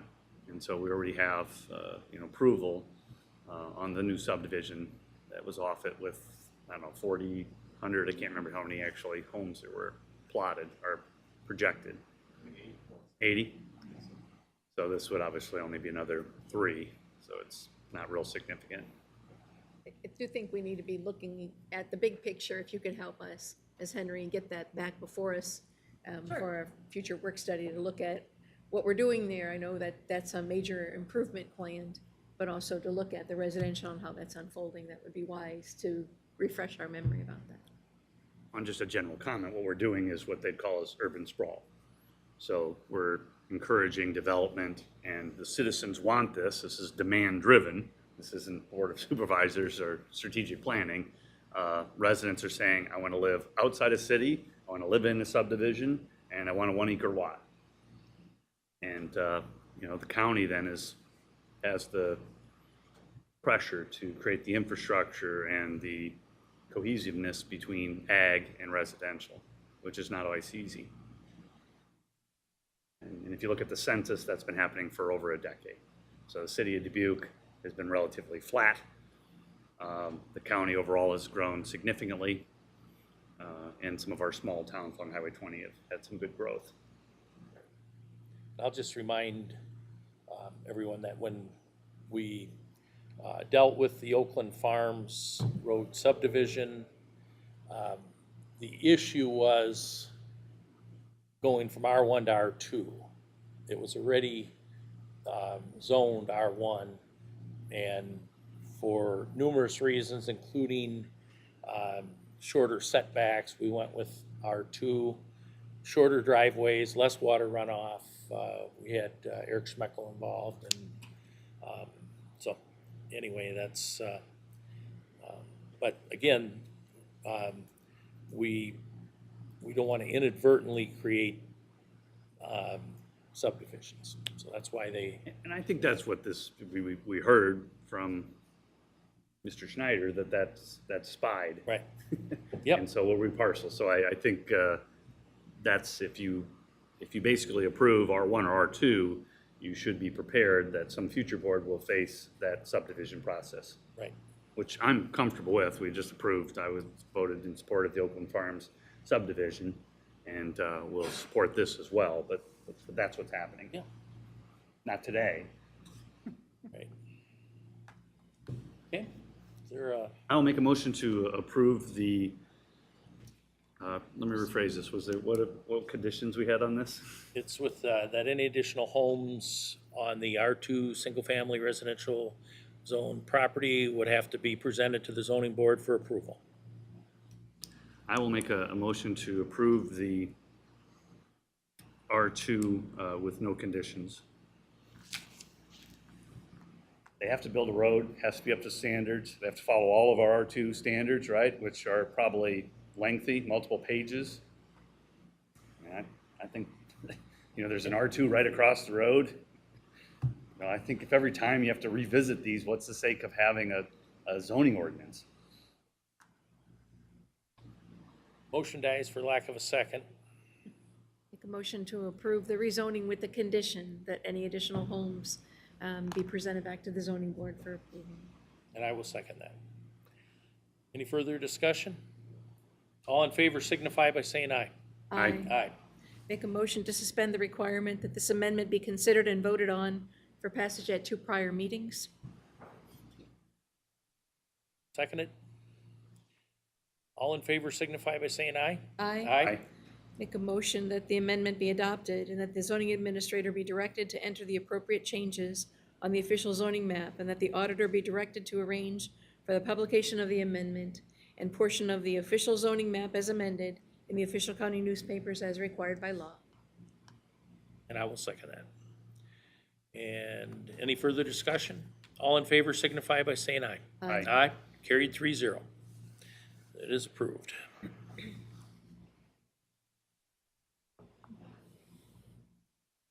Okay.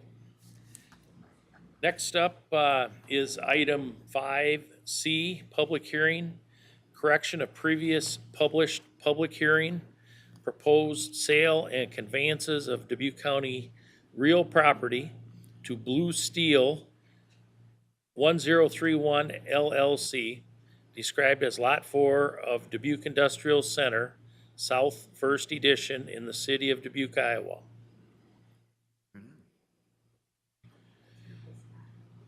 What's that? Okay.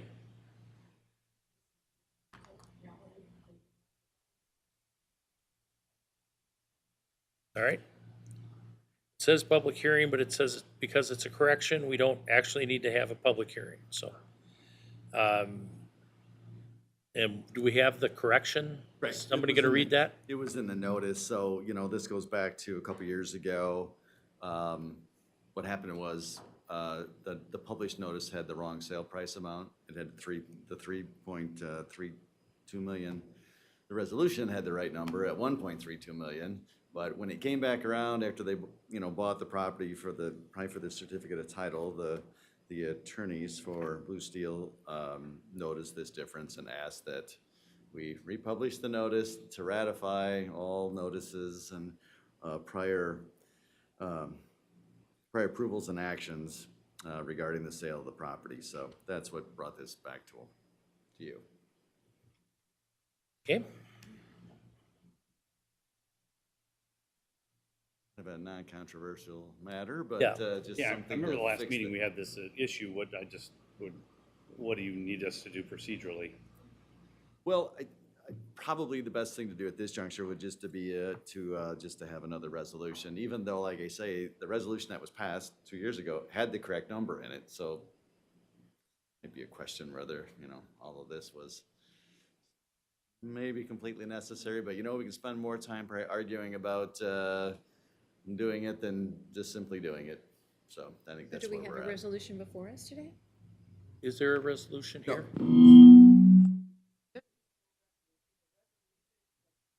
Right.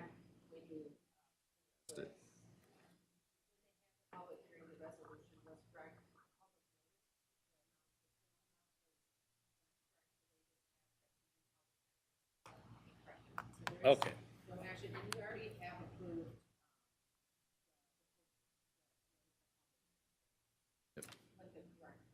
And has that been done?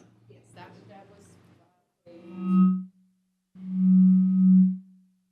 that was fine.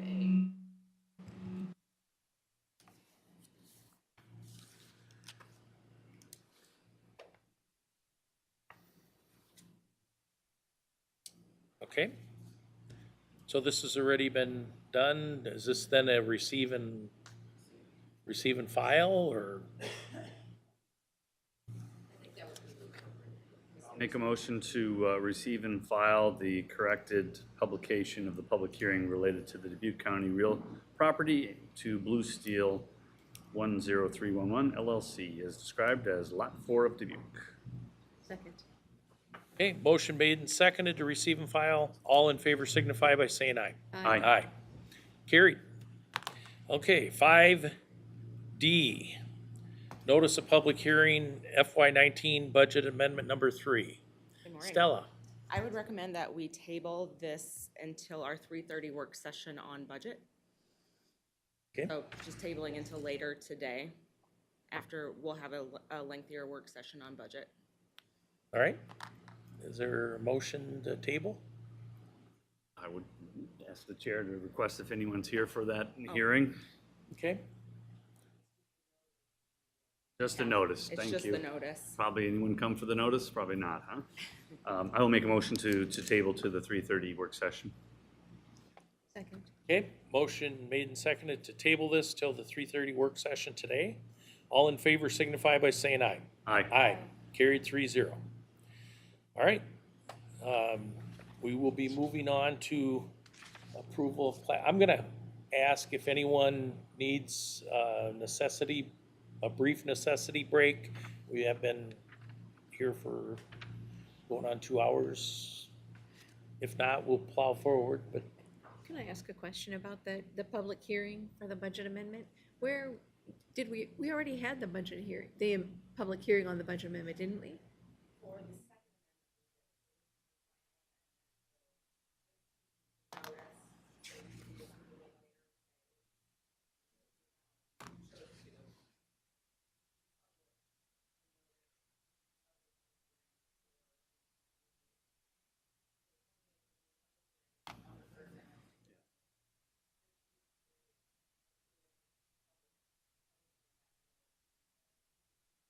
right.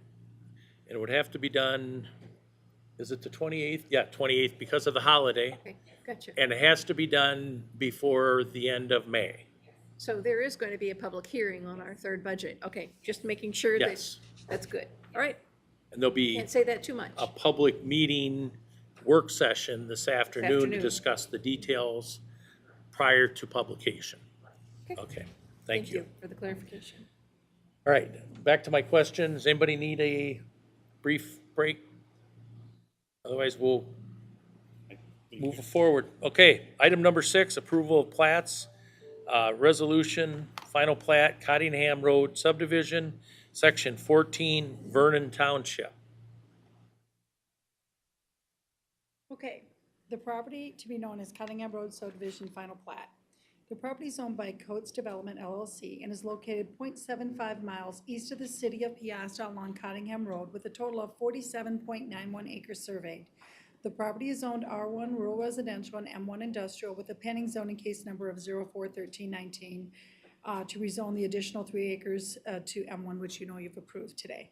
The purpose of the plat is to separate the ag land and the industrial land from the new home site for financing purposes. Lot 1 is a total of 26.60 acres surveyed and will remain in current ownership and use. Lot 2 is a total of 1.39 acres surveyed and it will be the site for the new home for Ryan and Jessica Coates. Lot 3 is a total of 5.38 acres surveyed with the existing building for the business Midwest Concrete that Ryan and Jessica own. Lot 1 and Lot 2 will use a 66-foot existing access easement off of Cottingham Road, and Lot 3 will use an existing commercial entrance off of Cottingham Road. There were no additions or corrections required for this plat, and the bank consent is signed and attached. All signatures are current.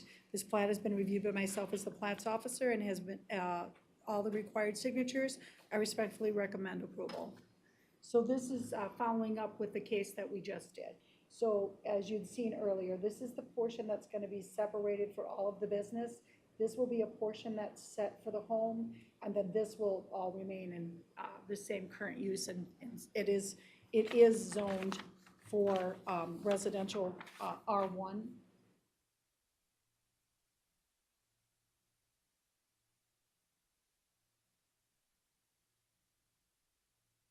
On the plat, I don't know if you can you point to the Brem property? I think I know what it is, but is it that piece in the corner? Yes. Right there? Okay, thank you.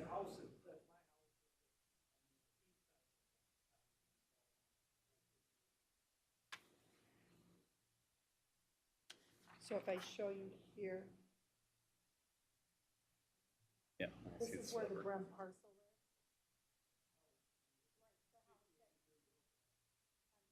Where that sits in here.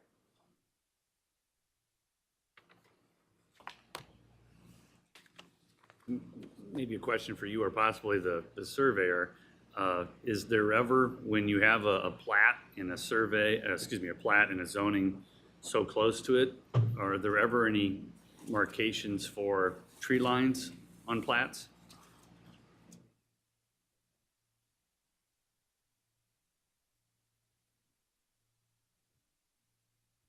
Dave Schneider, Schneider Land Surveying, 906 First Street North, Farley. Basically, in a case like this, we're not really noting it on here, but I have located trees when they become title or ownership issues, occupation issues, potential,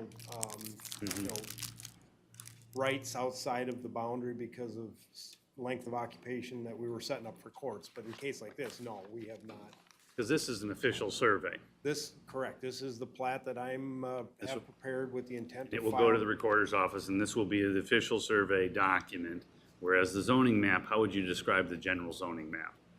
Typically, it's in most cases, it's more of a sketch, kind of here's the existing buildings. We've got an actual site plan checklist that we kind of go through showing, obviously, the area we want to rezone, typically not even a boundary associated with it. We show any existing and proposed buildings on them with setbacks and typically access well, septic systems, that sort of thing. So what I'm getting at, and I by no means want the tree line identified there, but just 10 minutes ago, you guys said, hey, the tree line's important, it should be in there. And here's an official document that doesn't list that. So I would say, how important was it? Agreed. I would ask a question of our county attorney who's present also. Refresh me if you could, when land's transferred and a title opinion is prepared, are tree lines addressed if they're noted as conditions? This goes back to my zoning condition question. You're gonna get drug in here. I don't remember ever doing that, but I don't know that. I don't think the Folks, conditions will have standing, but Would you that's note just me. that as a condition in title? So if the trees would be a condition, and I think what Mr. Schneider is saying is, some trees have value, right? And some have a purpose perhaps, or both. So I would imagine if they were noted on the use, that there's some particular beautiful fashion of the trees or the shrubbery, then I would think it would be part of it, yes. But typically you wouldn't see that in an abstract. So it might be noted in the title opinion that the zoning variance was approved because you were gonna put in trees. I mean, I don't disagree with you, Supervisor Wickham. It creates an issue that we probably need to relook at to see if it's actually best practices for Dubuque County today. But the property owners are here consistently asking us to do what they need done so they can move on. Well, it's the zoning board that's Yeah. asking for these conditions. Most property owners, it's a neighborly agreement. Right. I don't think any of them are asking for contractual agreements. Some might, but it's then the zoning board and this board then that places these conditions, which I don't think are enforceable or manageable. And this would be an example of it. So somebody would come back to you and say, hey, deer ate all the trees, I'm not gonna put any more trees in them. And you go and end up in court with a neighbor dispute, and they're like, well, you approved the plat on the same day and it didn't have anything about a tree line. Abstract says nothing about a tree line. And then you'd be faced with what? And so ultimately my question to you, not right now, but whenever we get opinion, how binding are these conditions that we have for zoning? Are they just, how binding, that's my question that I'd like an opinion on. Okay. I'm going to comment because I have been involved in several cases where neighbors have requested tree berms, tree lines, because they didn't necessarily want to look at a building, a new building. Agreed, yeah, no, I know that occurs. And we also have the ability on even some ag cases, and I'll use master matrix cases, consolidated animal feeding operations, large operations where putting in trees to help with the smells, putting in fans, putting in cedar berms to help mitigate smells for neighbors. And these are usually, it's usually corporate farms versus family farms when those come up. So I don't think we want to go there and say trees are not an important part of this and that they can't be a condition. Agreed, but is that a government mandate? And so I think in some cases the answer is yes. And in this case, the answer was yes this morning as well, or just 10 minutes ago. So it just didn't appear on the plat. And that's kind of what I was pointing out, that it's not consistent, it's just very difficult, I think, for landowners and future boards to then resolve. Well, and then I'm assuming when there's going to be a purchase or transaction that they should review the plats and the zoning, and then that would come up. I would assume that we keep a record, and then if they say, okay, how is this zoned? Well, here's the zoning, it's M1, but this tree line, tree berm was approved as a condition. So I think if there was a thorough... That's very rare. I think people look at the abstract, they look at the plat, they look at the general zoning area. You'd have to go back to this meeting notes in order to pull out the conditions or have a one-on-one conversation with somebody who had knowledge of it. So we get calls constantly about that when properties are either going for sale and they ask what the zoning is, and then we'll tell them if there was a condition to that zoning. So we get calls about it frequently. But I can't sit here and tell you we'd get a call on every property. Good enough. That's all my questions. I will make a motion to approve the plat as presented. Second. Motion is made and seconded to approve the plat. All in favor signify by saying aye. Aye. Aye. Carried. Next up, 6B, resolution for final plat, Welter subdivision, section 14, Iowa Township.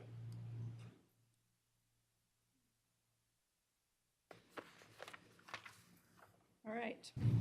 The property is owned by Welter Farms, Inc. and is located 1.98 miles northeast of the city of Bankstown along Asbury Road with a total of 118.53 acres surveyed. The property is zoned A1 agricultural. The purpose of the plat is to separate 5 acres with a home and farm buildings to the existing renter, Jordan Klusner, who already is farming the 5 acres and who has a land contract with Welter Farms, Inc. He's had that for 5 years, and that was paid off in May of 2019.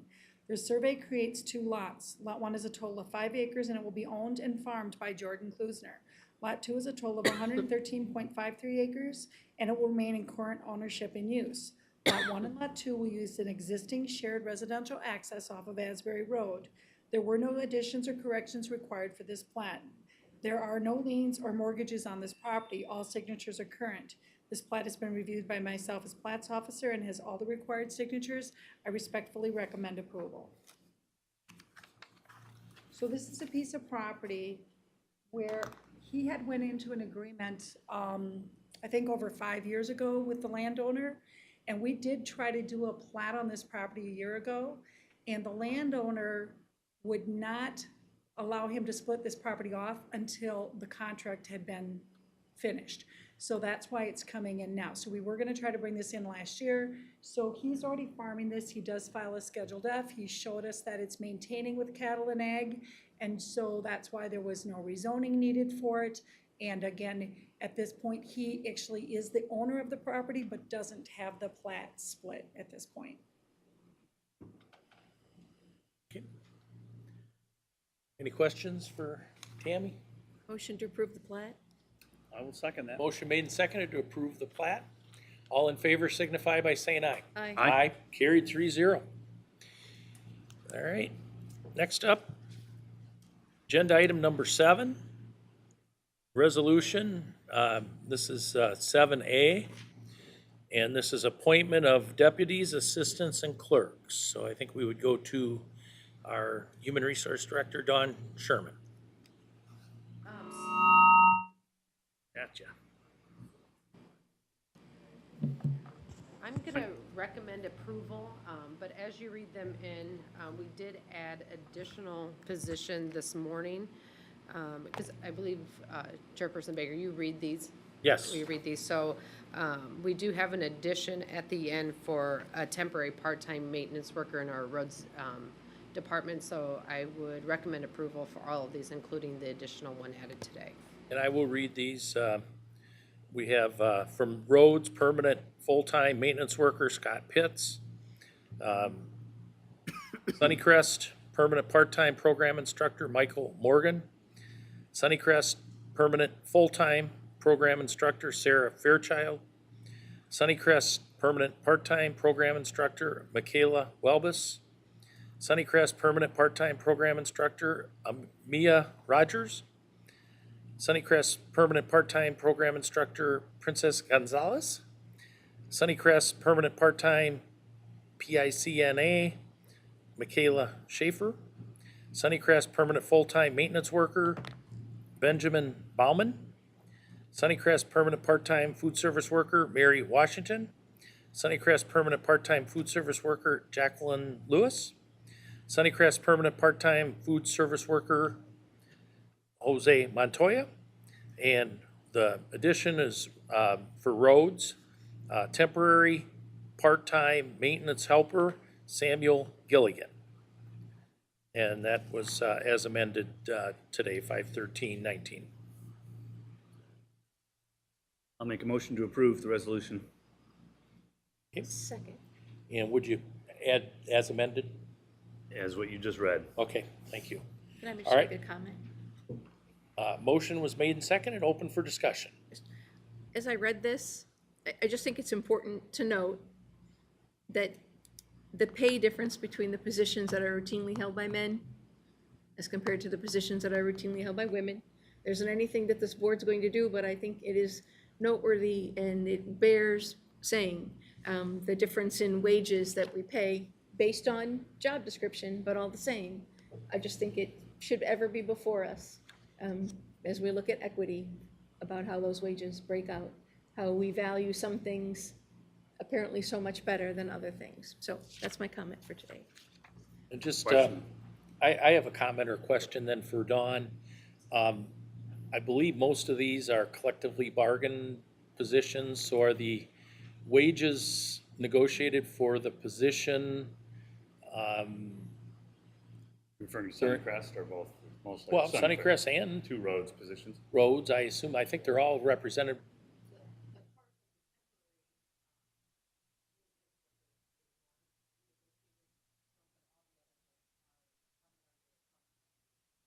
Okay.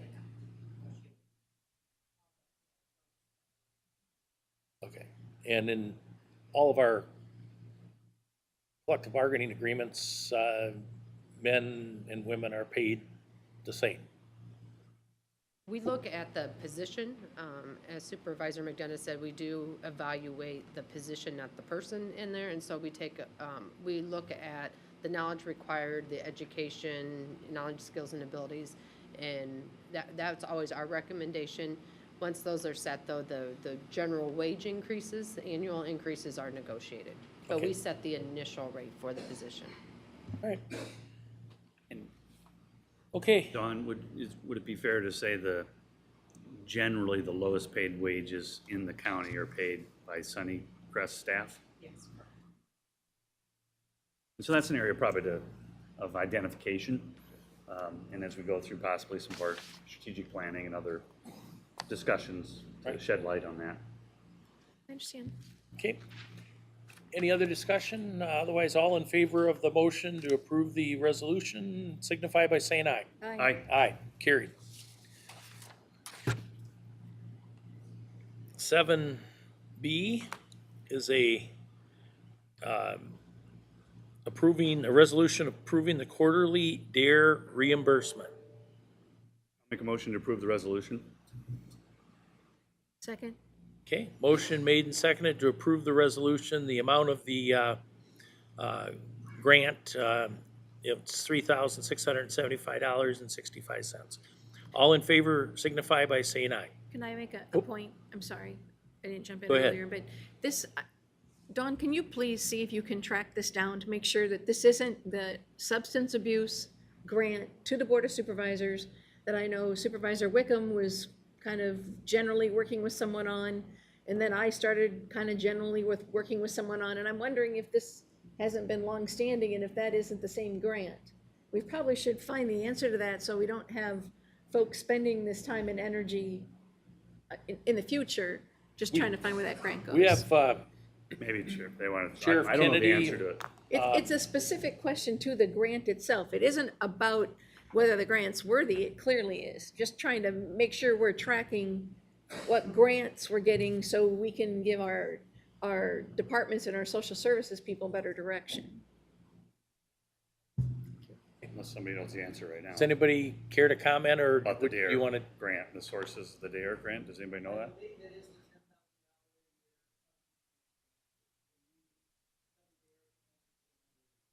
Okay, so you think it might be the same one? Yeah, Okay. and All then right. honestly, our Board of Health needs to know about it. Supervisors do too. All right. I do So now. what's your pleasure on the resolution? Motion to approve? I will second it. Okay, motion made and seconded to approve. All in favor signify by saying aye. Aye. Aye, carried.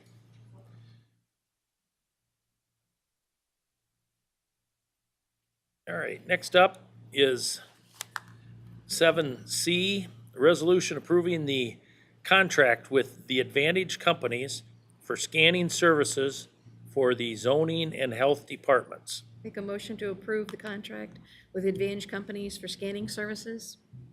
And I will second that. Motion made and seconded to approve the resolution. All in favor signify by saying aye. Aye. Carried. Okay, 7D is a resolution approving the Iowa Department of Transportation agreement designating a new administrative head and Title VI coordinator. Make a motion to approve as presented? And I will second that. Okay, motion made and seconded to approve the resolution. All in favor signify by saying aye. Aye. Aye. Carried. 7E, a resolution approving the fire loan agreement with Epworth Community Fire Department for a $50,000 revolving loan. And I believe that was for a fire engine. And I will make a motion to approve that resolution. I happily second that. Okay. All in favor of the motion to approve the resolution signify by saying aye. Aye. Aye. Carried. Next up is 7F, resolution approving fire loan agreement with New Vienna Luxembourg Community Fire Department for $50,000 revolving loan. Make a motion to approve. I will second that motion. Okay, motion made and seconded to approve. All in favor signify by saying aye. Aye. Aye. Carried, 3-0. 7G, resolution approving the project subaward agreement with the Iowa Homeland Security and Emergency Management Department for the Dean property acquisition. And we do have, Mark, here, you're gonna talk about that? Only if anyone does. I think we discussed this. So Supervisor McDonough, are you familiar with this project? Do you need an update? No, I think I've been brought up to date on it, but Okay. I would make a motion to approve this, maybe get the emotion out and see if we have any discussion. I will second that motion. Okay. Motion made and seconded. Is there any discussion? I might just have a couple questions for you, Mr. Schaefer, about, just to give us an update on where you are and what the relationship will be with the county to make this happen for the buyout. Sure. Mark Schneider, Community Development Director at ECIA. I believe you have also on your agenda today a contract with ECIA for the administration services for the grant contract, or for your grant award. And with that, ECIA will typically act as your agents going out. We do the procurement in terms of the legal and closing, abstracting work. We'll work with the deans to make sure that they're eligible for relocation benefits, assuming that they are. We go through that paperwork and process.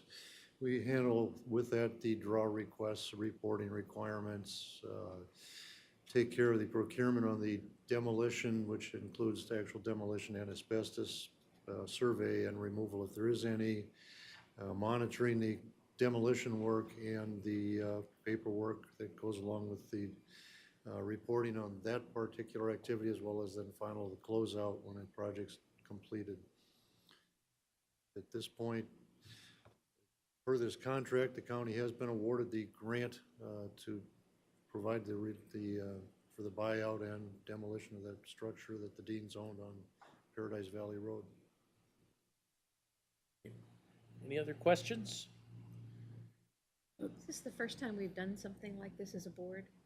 I kind of recall that when I was sitting out there as a candidate, I remember this discussion kind of happening. It was an unusual thing for the board to do. It's my one and only, and I think, Deputy Hobble probably could explain a little further, because I think we had a big one in the county related to the Sageville area. That was the only ones I'm aware of. Mark? That was in the city of Sageville? Okay. The county did acquire properties on Deer Street and Burton's Furnace Road at that same time. Okay, close. Correct. So we have done this thing. Yes, the county has acquired properties, yes. I just think we want to be sensitive about equity. Well, maybe in fairness, the difference is the match, the 23,000 that the county has provided. Is that the first time the county's provided that match? Is anybody aware of? That's correct. You've only had the one other buyout program, and at that particular time, the board had voted and approved passing the match onto the property owners, to the individuals. And this board, a year ago, roughly, had approved providing the match funds. Some of the towns on previous cases have provided the match.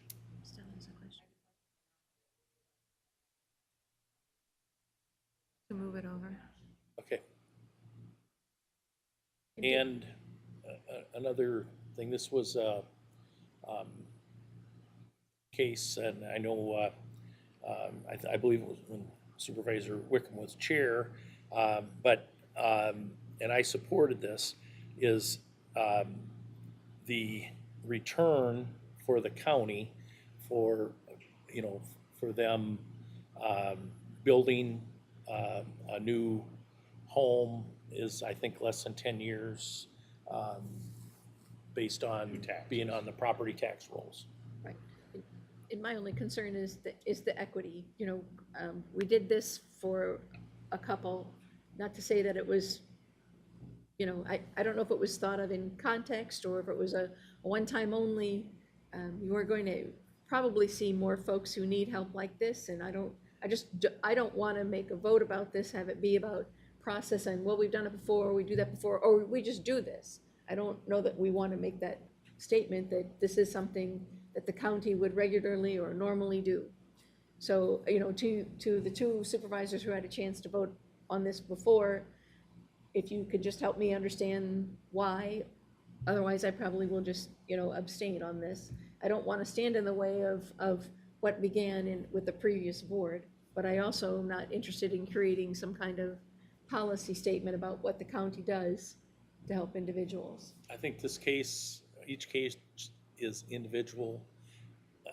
Each board is free to make their own decisions.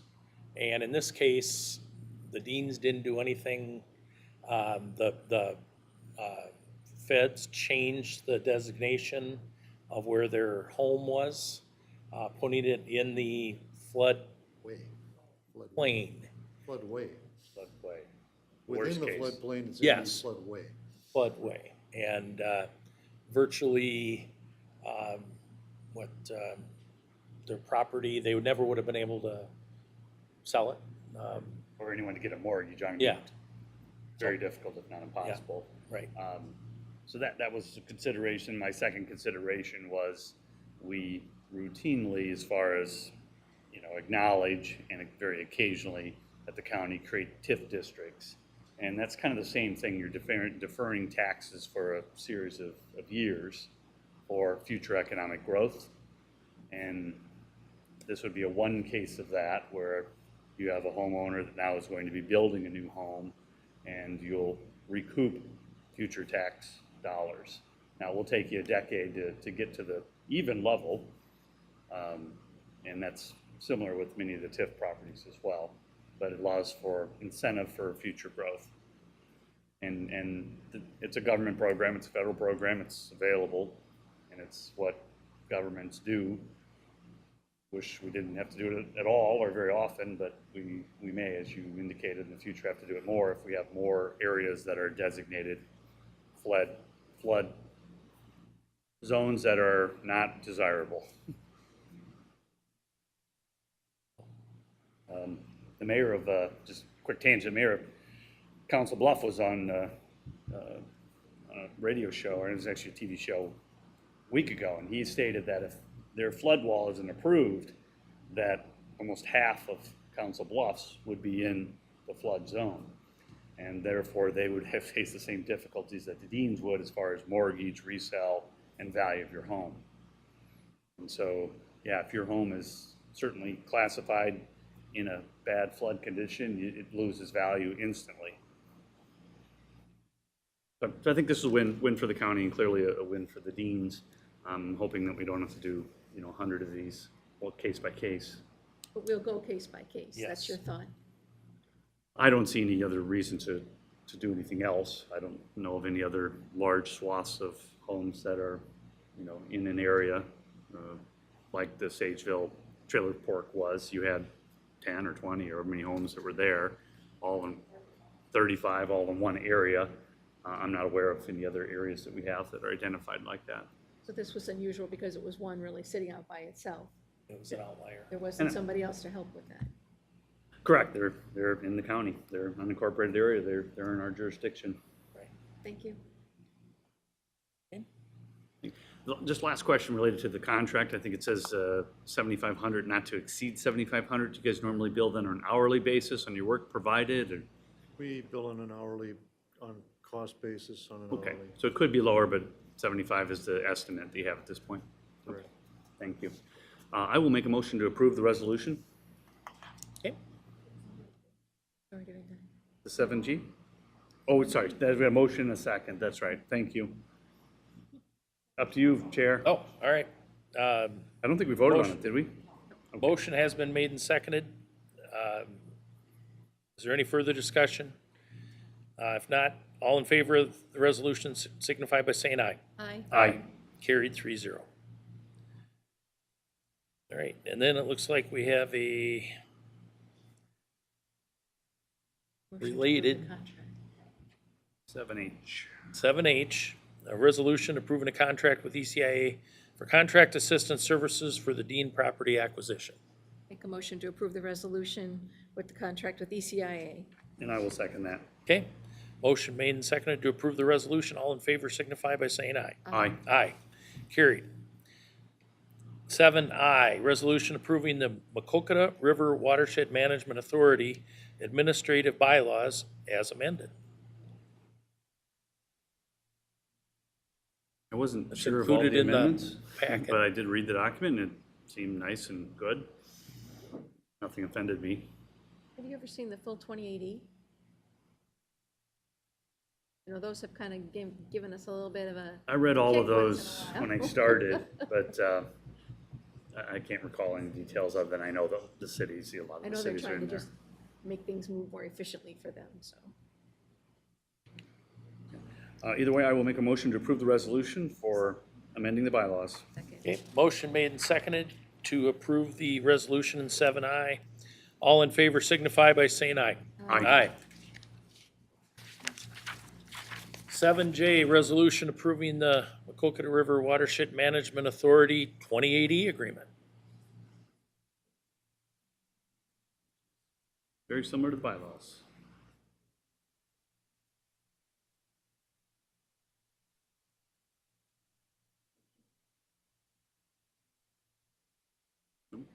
good. I'll make a motion to approve the resolution. Okay. There- Second. Motion made and seconded to approve the resolution. All in favor signify by saying aye. Aye. Aye. Aye. Carried. Okay. And next up is 7K, which is a resolution to set a public hearing to issue conduit bonds. I believe, let's see, For the senior housing project. yes. Right, this also has a memorandum of agreement in it as well.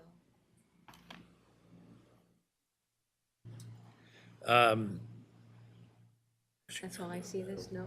I will make a motion to approve the resolution. And I will second it. And if we, I guess I would like to have Denise just give a very brief explanation of. Oh, okay.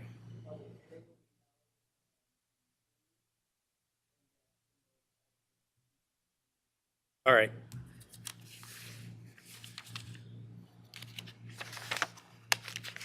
Is our vote today to approve the memorandum of agreement?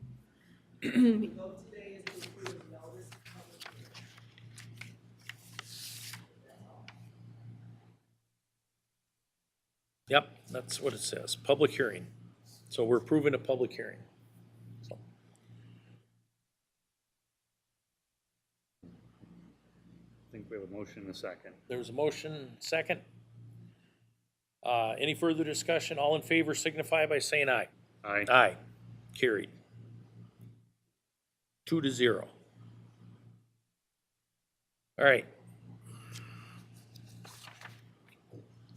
Next, we have 7L, resolution approving the contract with Story Kenworthy for furnishings at the West Campus. The amount of the contract is $122,444.61, and that is inclusive of labor for the installation of. A motion to approve. Okay. I will not second it until I get some information.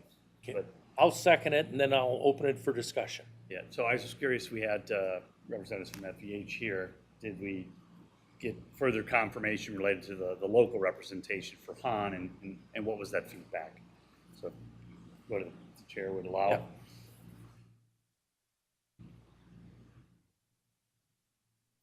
Karen Greiner, FEH Design. Yes, we did reach out to the local Han dealer who did provide a quote. It is more than the Story Kenworthy quote. The local Han dealer was not able to purchase the monitor arms, so we removed that from the table and asked Story Kenworthy and the local Han dealer to provide new quotes, so we had apples to apples. And what was their quote? $125,900. Okay. And the first quote was out there as well, so, so obviously, the first quote for 122 was published 2 weeks ago, so they would have had ample opportunity. Yeah, I received them on the same day when I said take the monitor arms off the table so I can get equal Okay, quotes. now I'm confused, because I didn't think we got a quote from Welter's the last time we spoke. We did not.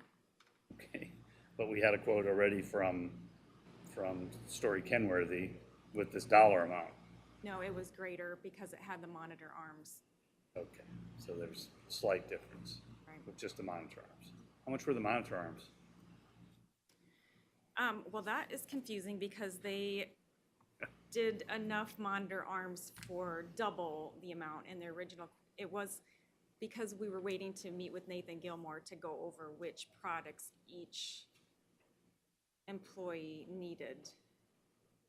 yeah, it confuses things. So I just simplified it and said, take the monitor arms off the table, give me quotes so I can compare exactly apples to apples. So Okay, so you went back to both vendors, removing those, and said, now give us the quotes. Okay, fair enough. Okay, thank you. If I may. Yeah. And I just wanted to let you know that we did look at it, our procurement policy as well, and we do allow for projects or furnishings of this level, 2% discount for local vendors, which Welcher is one, would fall into that radius. And even after applying the 2% discount, they still were not the low bidder. Wouldn't it be close? 2 grand on 2% on, Gotta be close. okay, all right, you did the math.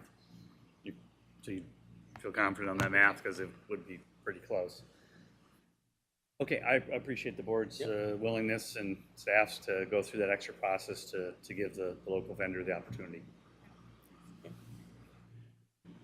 What's your pleasure on the, oops, we already made the motion and seconded. All right. Any further discussion? All in favor? Did you have Do we have any wiggle room with procurement if they're not the low bid? 2%? But the 2%, and then that's the end of it. Right. Well, it's a loaded question. So there's services and then there's, construction projects. So there's different categories of purchasing. So I'm not sure what your question is, and I don't know the category for furniture related to Supervisor McDonough's question. I mean, are we required by law to take the low bid? I mean, we are clearly in construction projects. In service-based for architectural fees, we were not. We could pick a new vendor. But what about furniture? Furniture does not fall under any state code. It is only our own procurement policy that we are following here. And our policy states we will typically take the low bid or always? So that would be your wiggle room, is the language in our local bid, and I bet there is wiggle room. You bet there's what, Jay? I bet there is wiggle room. I bet it doesn't say always or must. Then I guess the question for further discussion is it truly the same? Are the colors matches? For $1,000, am I gonna make this project come home? As compared to, do we have color match issues? I mean, do you feel comfortable with the local bid? I know what that would mean to my small business to land a $122,000 contract. I advocate and work for small Even if I businesses, so yeah. competitively bid that all the way down to where I just couldn't go a penny further. Furniture gate. because I specifically asked them to quote the state contract because I was directed in the fall to purchase Han on the state contract, and Han has told me that Welter is not the approved dealer for purchasing on the state contract. I did not receive a 125-page document like I did from Story Henry. I just received one page with a number. Okay, and that's not sufficient. I asked for the detail and I didn't get it. Who So directed you to purchase off the state contract? Chris Soder. Okay. That's the difficulty with the bid, when you can't be specific. And this is all in the public record that we took in 125 pages. That was in our agenda items the last time we met. I hate to do this, but I would be looking to table. I know there's a motion and a second, but in discussion, but that's the direction I'm at. I was close to pulling the trigger, but it's just, we continue to peel back issues in our purchasing that we probably should know or be firm on, because I would agree with you. It's Dubuque County tax dollars. It's a large amount, 120-some thousand. It would be the same product, I believe. So I'd like resolution on it. We have time to, I don't even know if we have time to table. Our timeline's coming right I'm up. concerned now that you won't have furniture in July when people are planning to move. Agree, and I hear that a lot from vendors and other things, so it might be 100% true, but I hear that a lot. And I hear that from every contractor, including those working on projects. I'm sure you hear that quite often at the different sub-project meetings. Anyway, I'll be voting no. I'll be voting no at this point. And I'm going to weigh in for discussion purposes on this. At the previous meeting, we were asked to give the local vendor a shot. and they got a shot. They didn't fall within the 2%. And I think there is also a question that if we were to go with Welters, we may be opening the door for other furniture providers to ask for an RFP process, which we were not required to do because we went off the state contract. And you can, and also at this rather late stage of the process, it would be a setback time-wise for the project. And I fully understand that. Had we, had this discussion 6 months ago or whatever it was, I think it would have been Well, we spec easier to- Han. The misstep is we didn't get a quote from Welters, who also is a Han vendor. But I was told that they could not purchase on the state contract. Agreed, but we spec Han, they're a Han vendor, and we still didn't get a bid from them, and I understand that you were told not to. I would think that's where we misstepped. I was not told, I wasn't told not to, I was told to Follow another path. follow the state Cool. contract. Which and they're clearly not. Han, the company Han told me that if we're purchasing on state contract, Story Kenworthy is who we need to work with. They're the Agreed. approved dealer for state Agreed, but you were directed one path, which excluded the local vendor. That's why we didn't get a bid from them. Right, because state contract is the absolute lowest price you can purchase the product, is what I'm told. And apparently that proved to be true, because even after we went back to the local provider, Well, there's they some couldn't arm meet issues, we the- have clarity on the arm issues, we don't, what dollar amount is the arm issues? We're not purchasing monitor arms because Welter was not able to purchase those, and we have not, due to the timing of these meetings, we were not able to coordinate which exact product each staff person needed for their particular computer equipment, which is ever changing as people get upgrades and all that. And it was, so we just took the monitor arms off the table and said, quote, apples to apples. And that's a good decision. Dawn, do you have information related to our local purchasing policy? I do. I have our purchasing policy up, and the only place in our policy that states that we must award to the lowest responsible bidder is when it is a contract for public improvement. So this is Iowa Code 331, and this would not fit under the definition of a public improvement. So that's the only where in our policy that says that we must accept the low responsible bidder. So the board would have the discretion of choosing either one of these vendors? As I look at the policy, I'd say yes. I guess I'll weigh in. I'm going to be voting that we go with the state bid, following the recommendation of FEH, our expert that we have hired to lead us through this. I can't go back in time and change things that we maybe should have, could have, would have done differently in the past. But we do have to move forward to get this done. That is in everyone's best interest to bring it to conclusion. I am concerned, as I think you are as well, that we don't have any attendant documents to the quotation. And I think that's a concern. It's not necessarily, the final, but together when you add those things up, I think we need to move forward. I will be voting to go with the FEH and with Kenwoody. And I certainly respect FEH and the work they've done. I will point out, FEH did not have to go through a bid process and were awarded the contract over my objections that I felt we should go out for a bid process. So they were just given the project, and so now they're also just dictating who should purchase $122,000 worth of furniture, which happens to be a company that's not located 2 miles in Dubuque County, all for a very small amount. And so, as an advocate for local business and the dollar amount that we're dealing with here, I think I would really encourage the board to look at seeing how we can include our local bidders in this process. And this would be one that we have discretion to do. A lot of times we don't.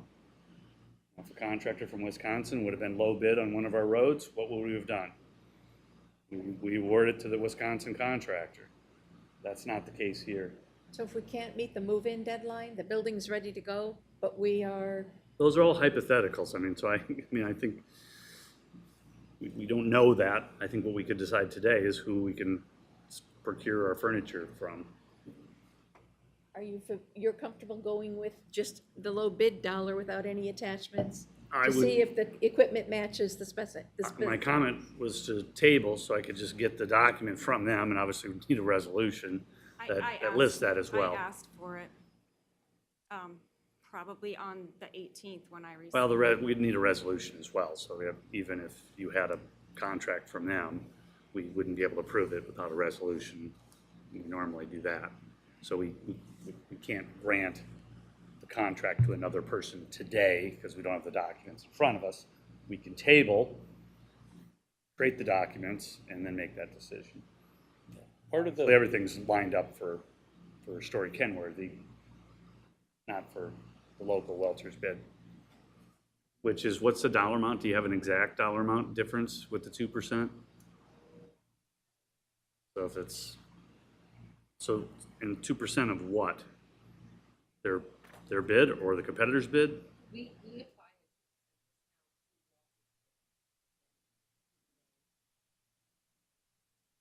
And their bid was what, 125? It's about $3,500 is the difference between the two bids. And then you take the 2% and it's.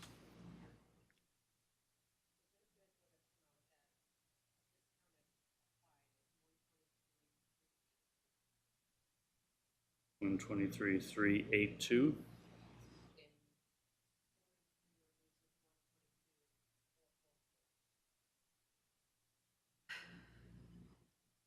I got 938.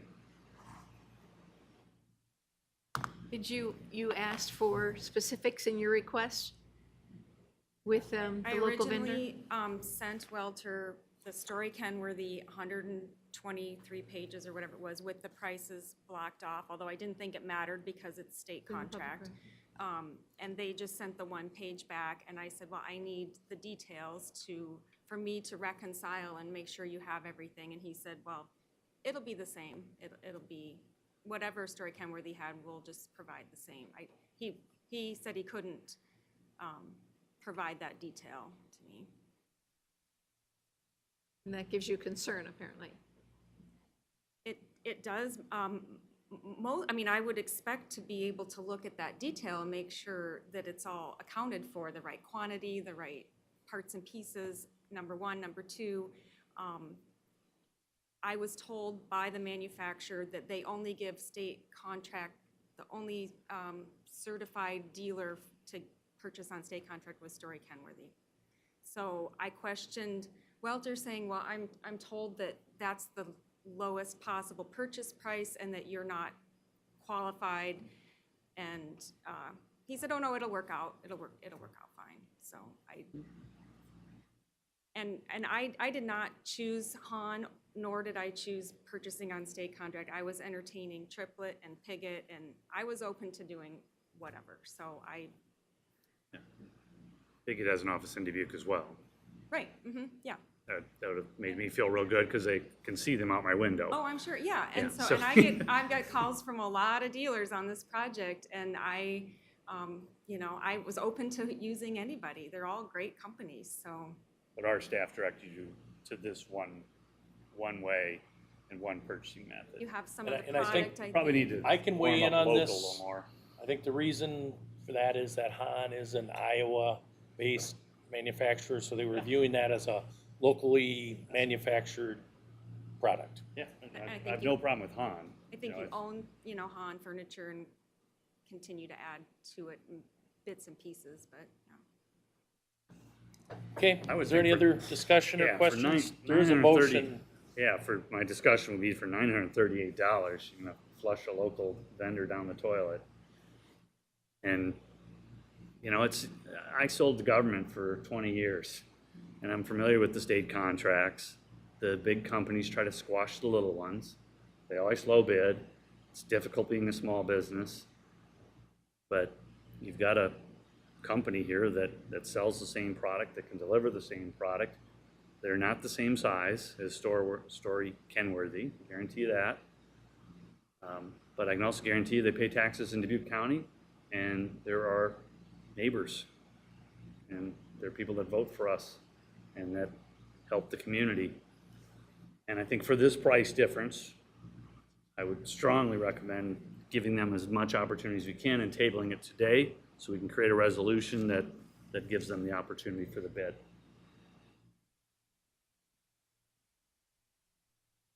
Then I do have a question. We do have a motion made, second we'll have to deal with, but in discussion, if we vote down the resolution, the motion on the resolution, and we decide to table, do we have the ability then to hand the contract to Welter? And I know Jay, you've pointed out it's $938, but the difference between tax dollars is $3,500. When you put in the 2% allowance, it brings it within 1,000 or 938. Now, I know on a construction project, whether it's $938 or $2, we'd have to take the lowest responsible bid. Regardless, like you said, whether they were from Wisconsin, Illinois, wouldn't really matter with the tolerance. So in this case, the staff was asked to go back and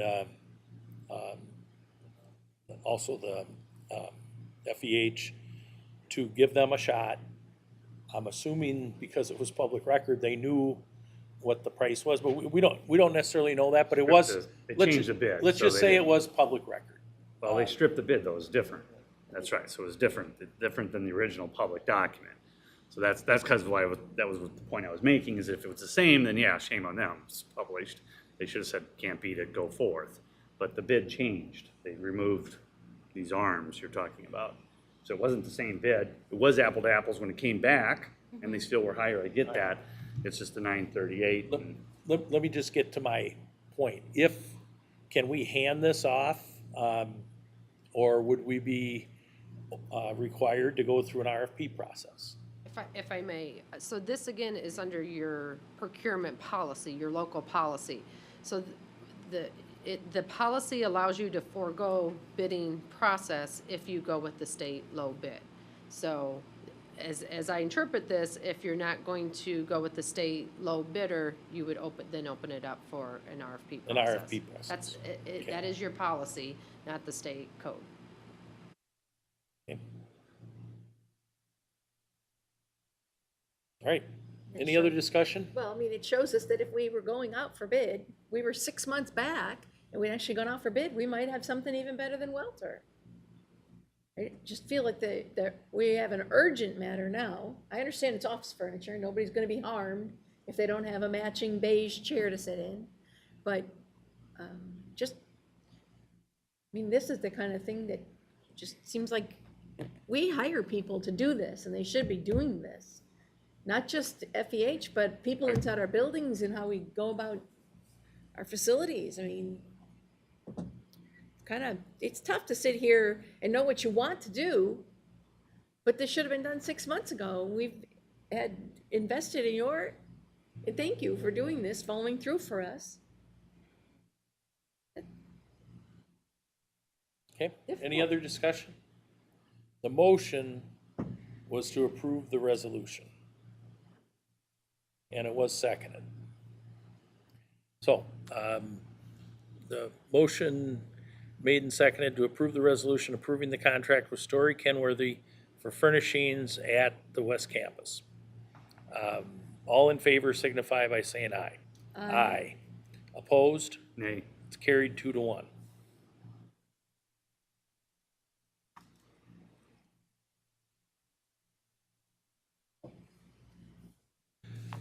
All right, next up is 7M, resolution to approve necessary documents with Bard Materials and River City Stone to supply and deliver maintenance rock.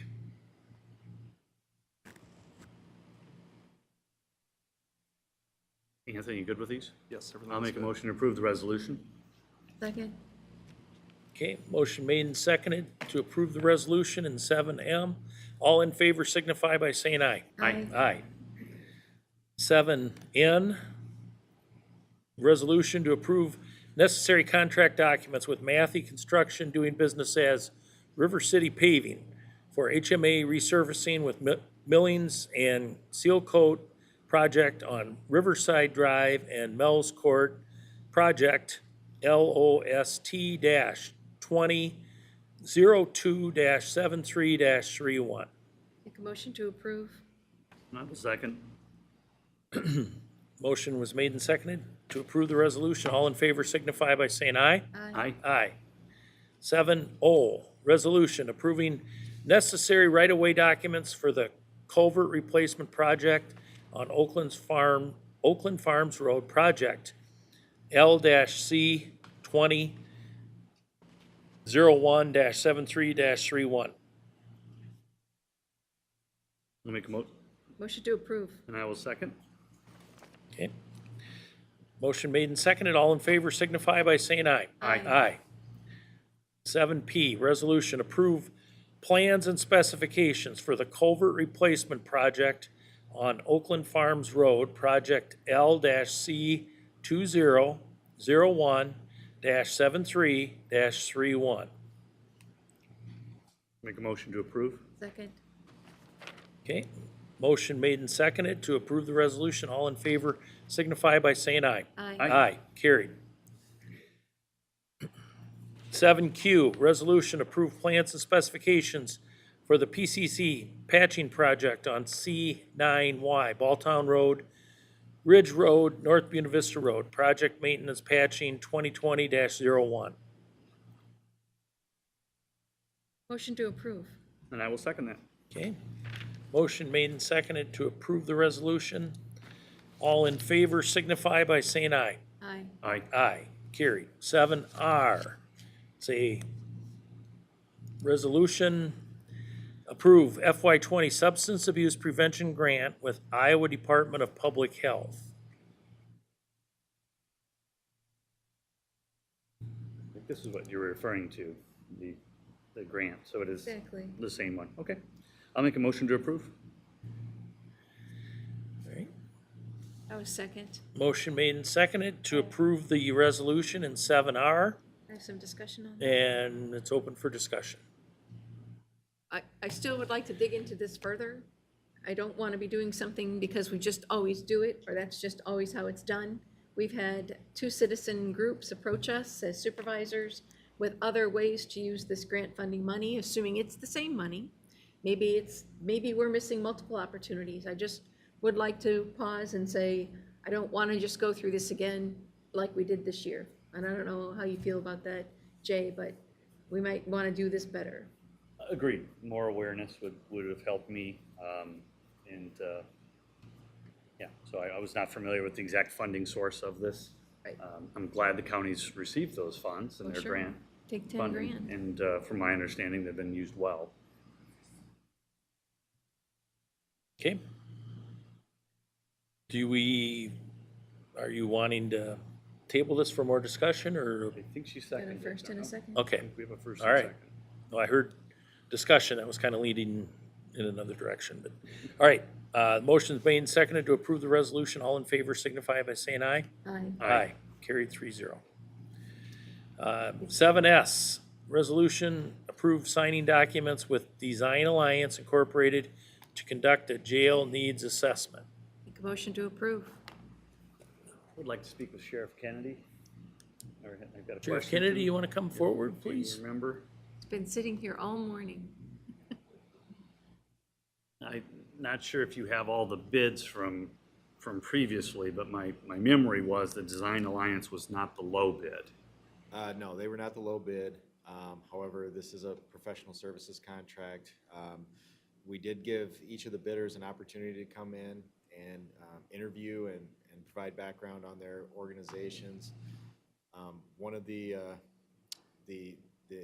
architects that came in, we felt that, you know, they had a specific plan that looked to be very, very expensive, and we also had some concerns. It was kind of a one-man operation. They were from Missouri, and you know, we just were concerned about the longevity of that organization. The other organization that was the second lowest bidder actually appeared to be a quality organization. They were one of our top 2 finalists. However,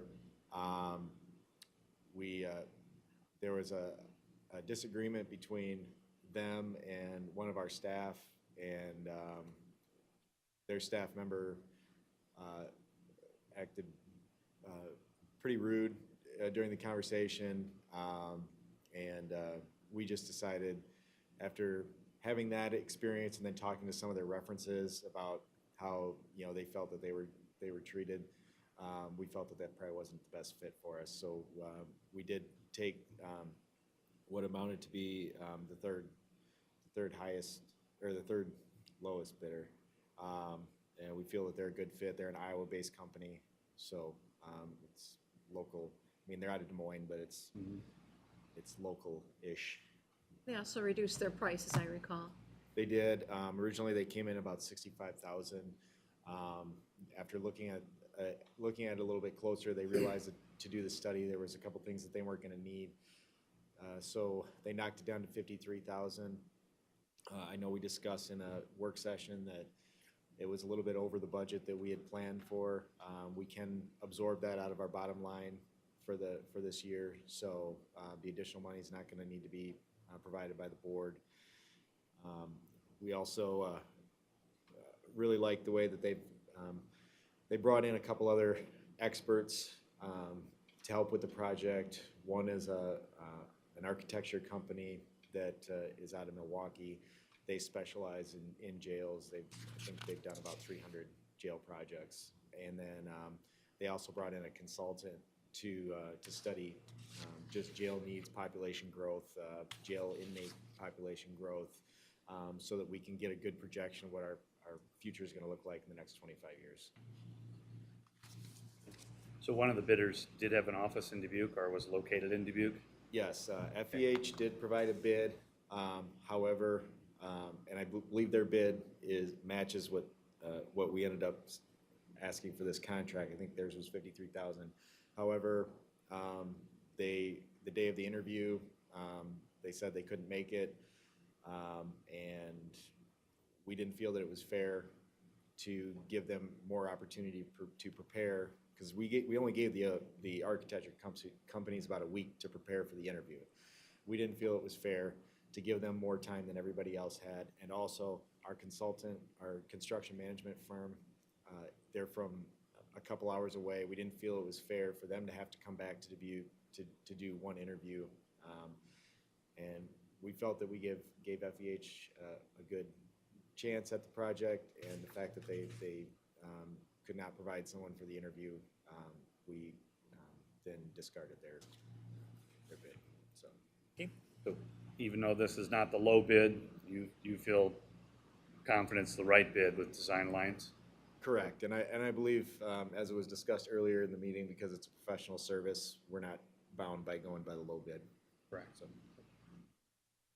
Okay, thank you. Right. Any other discussion?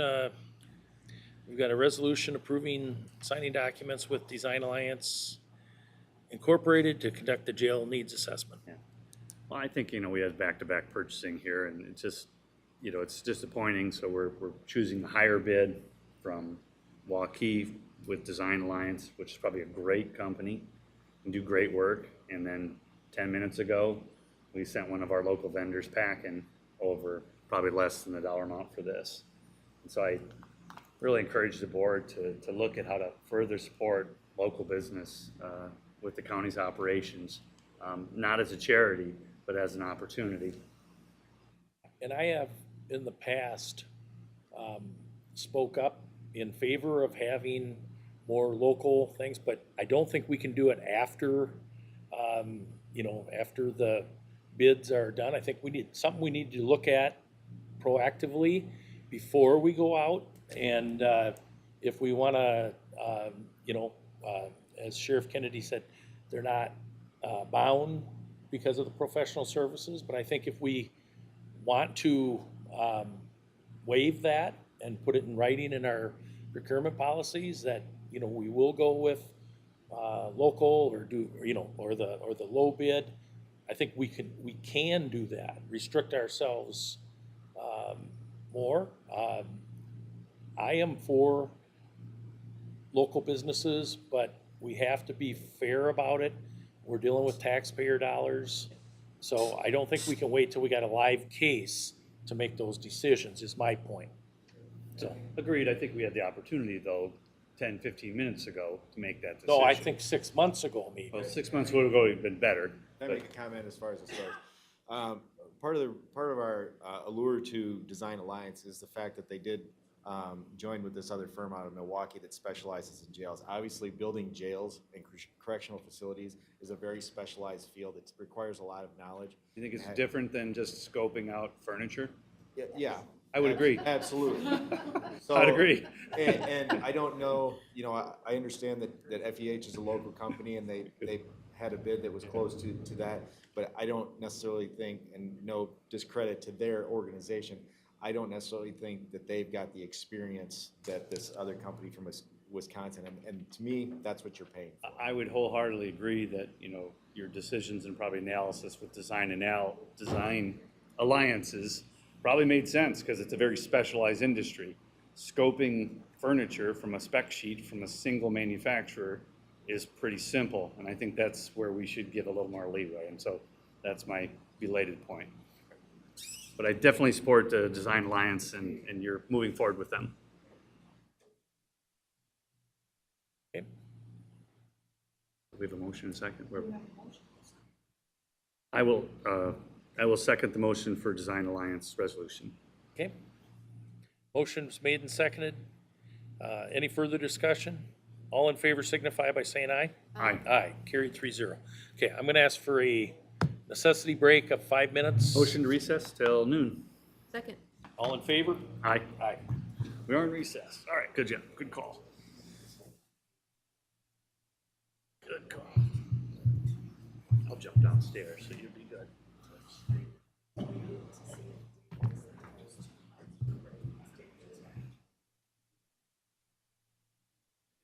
Dave gets paid by the hour. You can wait one, right?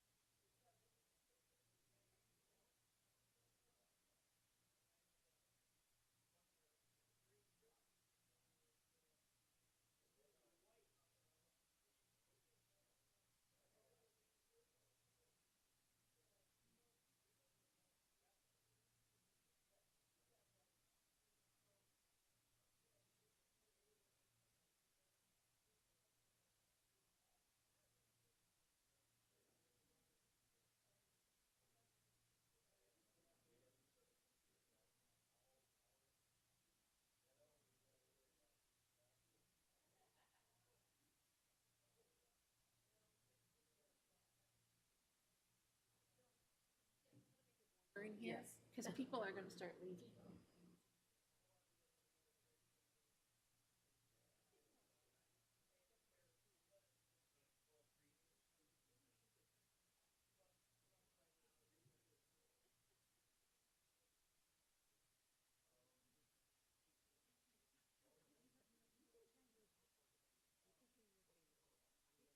Oh, it is on, just, I can't hear with it on, so we said it was hold, so that they would be okay, but now people wanna leave. No, just give me a sign if you want me to turn it off. What would that be?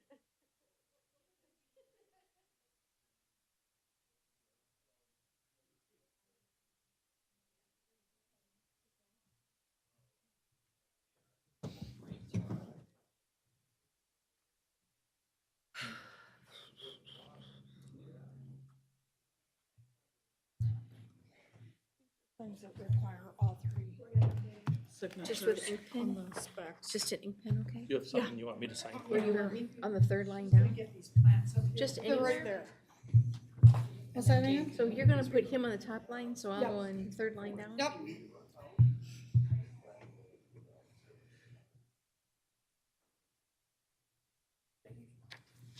Two places or just the one? Check just to make sure. No, just double check. No, There's no, another- no. There is another page, yes.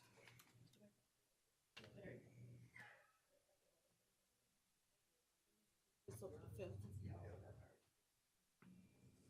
Are both of these yours?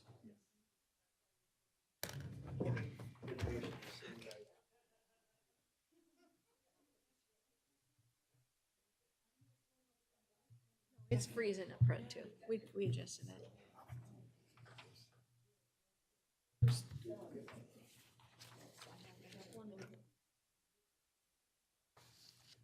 Mary, I've got some official documents here. I'm just gonna keep them up on front. No, those are mine. I know that, but do you want them right this minute, or I can keep them company over here? Okay, I didn't know if you were keeping them in some kind of order.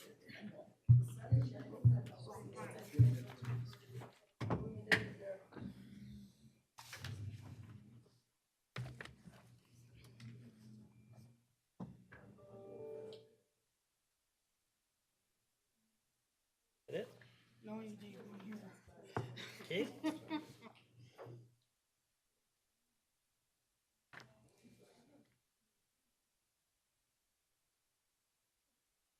All right. Do these need a third signature, these travel authorizations? Yep, two of them. They need two. Right, they don't need a vice chair as well. I mean, they No, got. no, just two, any two supervisors. That's what I thought. Right. I'm glad I just beat up the local vendor.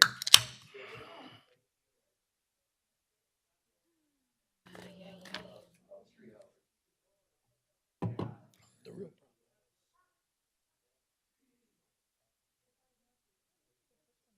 Months ago, but we didn't know.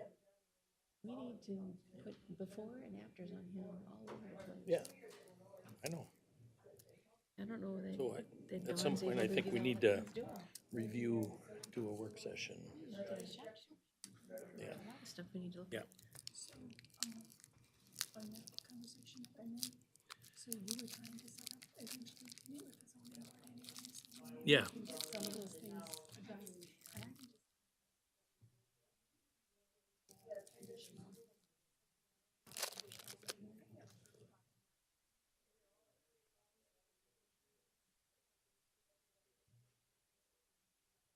Oh, yeah.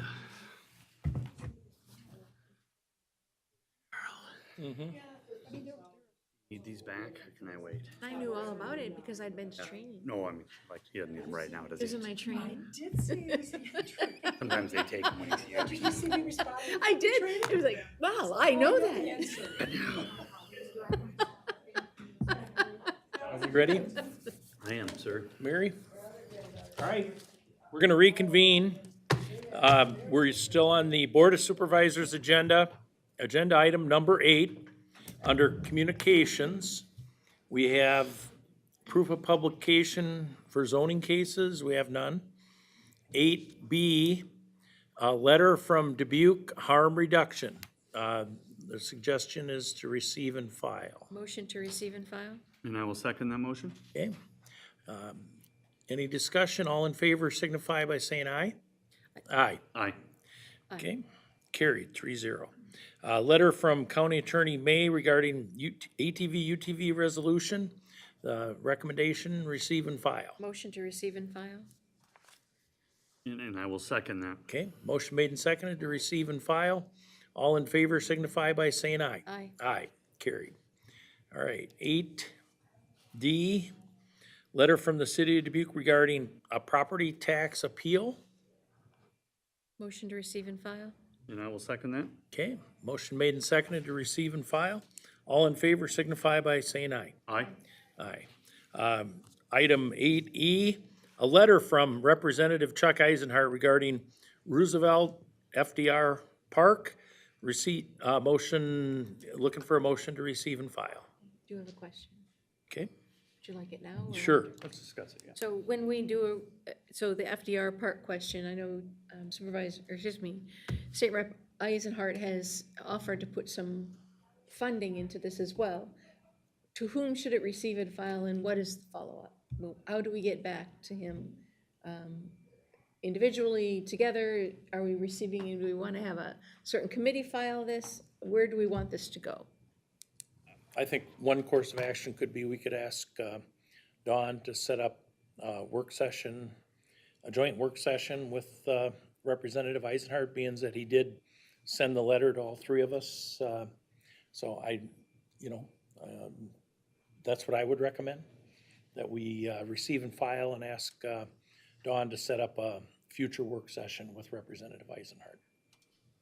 I think that's good, and I don't know if the timing, but obviously this is not our property, this is the Right. city of Dubuque, so trying to tell somebody else, hey, here's an idea Right. what you should do with your property, sometimes not well received, but I'd be interested in discussing it with the city of Dubuque members, and so whether it be a joint session or one or two other council members that may or may not have interest, or the city manager might be appropriate. Right. I mean, otherwise us just discussing it has some merit, but not a lot, because we don't have any position other than an offer, we would have no position to decide what to do with this property. I like the idea, though. I think the idea is a good one. Yeah, something to discuss, and we could certainly invite the city manager or his designee to a work session. Because it's really, I mean, Roosevelt Park is really more like our types of county conservation parks. I mean, so there's very few homes around it, it's wooded, it's got a stream running through it, very, very similar to some of our other properties that are really well received in the community. It's got an informal mountain bike course. It does, yep, Yeah. that as well, which, okay.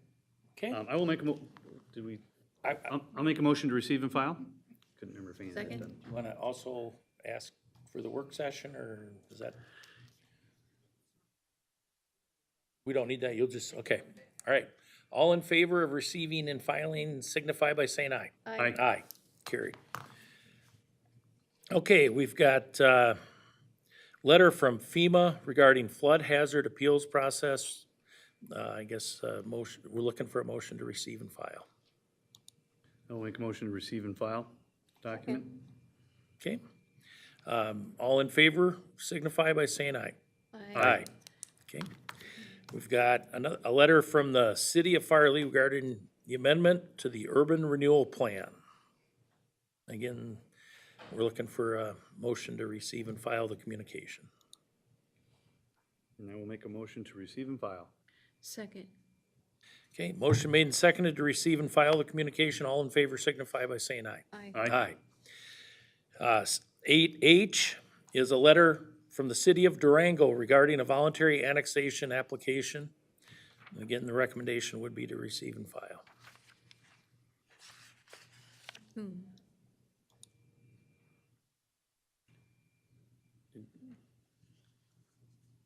Was there a motion I didn't? Or was that a question? I haven't heard a motion yet. Okay, I'll make a motion to receive and file. Okay, Second. motion made and seconded to receive and file. All in favor signify by saying aye. Aye. Aye. Carried 3-0.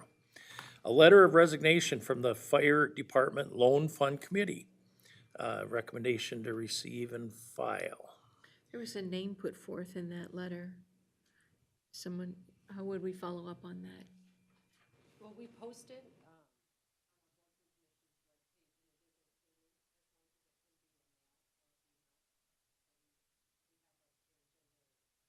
balance as that one.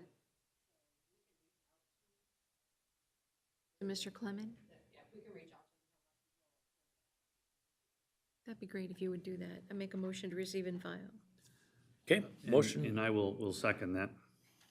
made and seconded to receive and file. All in favor signify by saying aye. Aye. Aye. Aye. Can we also Carried. send a notice of thank you letter for serving to Robert Platts? Yes, absolutely. 8J, letter from the city of Dyersville regarding consolidated Dyersville Economic Development District amendment. I'll make a motion to receive and file the document. Second. Okay, motion made and seconded to receive and file. All in favor signify by saying aye. Aye. Aye. Carried. 8K, damage claim, Tammy Engelken, new windshield. Recommendation then would be to receive and refer to our budget director, Stella Rundy. So moved. And I will second that. Okay, motion made and seconded to receive and refer to budget director Rundy. All in favor signify by saying aye. Aye. Aye. Carried. Go to agenda item 9. And we have appointments. 9A, 1, Jefferson Township trustee, 1 vacancy for an unexpired term ending December 31, 2022. And we have the application Kurt Burbach? from Kurt Burbach. Is that the only one? It's the only one I see. I'll make a motion to approve Kurt Burbach as the Jefferson trustee. Second. Okay, motion made and seconded. All in favor signify by saying aye. Aye. Aye.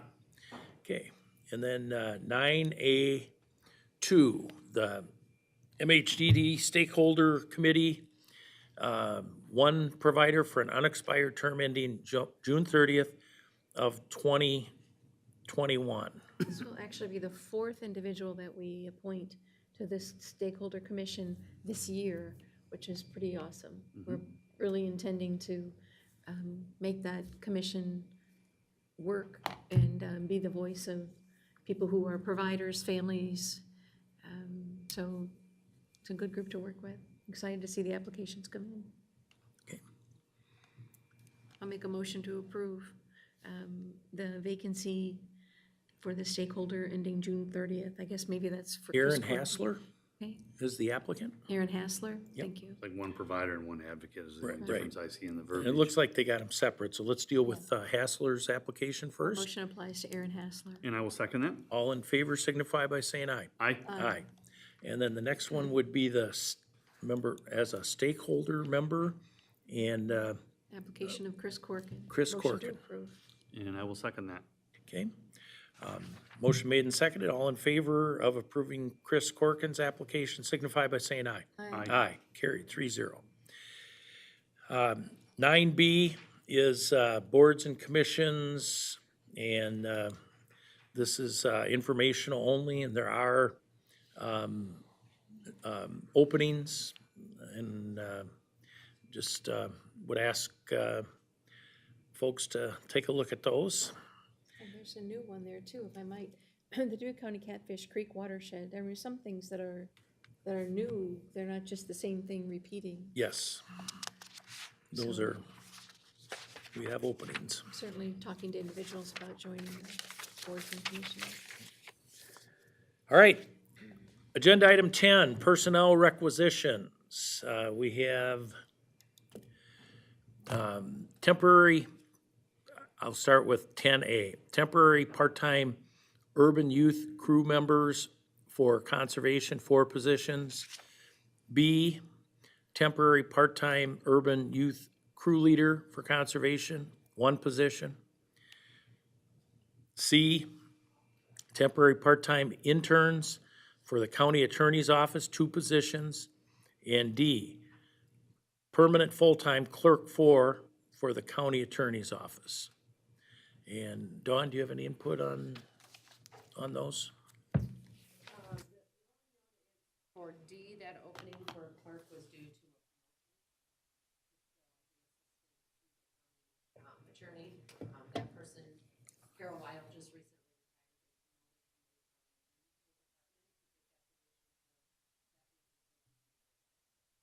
Okay. All right, I think a motion, You want to take them individually or all at once? Okay. What is- okay, so 10A, urban youth crew members, 4 positions, temporary part-time. I'll make a motion to approve. Second. Okay, motion made and seconded. All in favor signify by saying aye. Aye. Aye. B, temporary part-time urban youth crew leader for conservation, 1 position. Make a motion to approve. Second. Motion made and seconded. All in favor signify by saying aye. Aye. Aye. Carried. C, temporary part-time interns for the county attorney's office, 2 positions. Make a motion to approve. I will second that. Motion made and seconded to approve. All in favor signify by saying aye. Aye. Aye, carried 3-0. And then D is the permanent full-time clerk 4 for the county attorney's office. Motion to approve. I will second that. Motion made and seconded to approve. All in favor signify by saying aye. Aye. Aye. Tabled and pending items, 11. Don't believe we have any of those. 12, public comments. At this time, anyone may address the board on matters of which are of concern to that person and which are not agenda items. Please go to the podium, state your name and home address, make your comments. However, no formal action on your comments may be taken at this time because of the notice requirements. Seeing none, I will entertain, You want to just? well, need I a think we break, can or just we roll, on? I think we just had a break, so if we want, we just roll right into the entrance permits, if that's okay. So we're on entrance permits. We have, the first one would be number 19-18, Kenneth and Diane Hannon.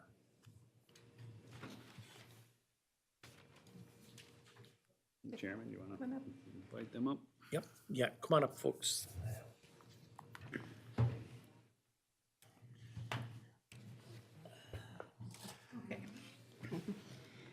Attached to this memo is information regarding entrance permit number 19-18 for Kenneth and Diane Hannon, who own and farm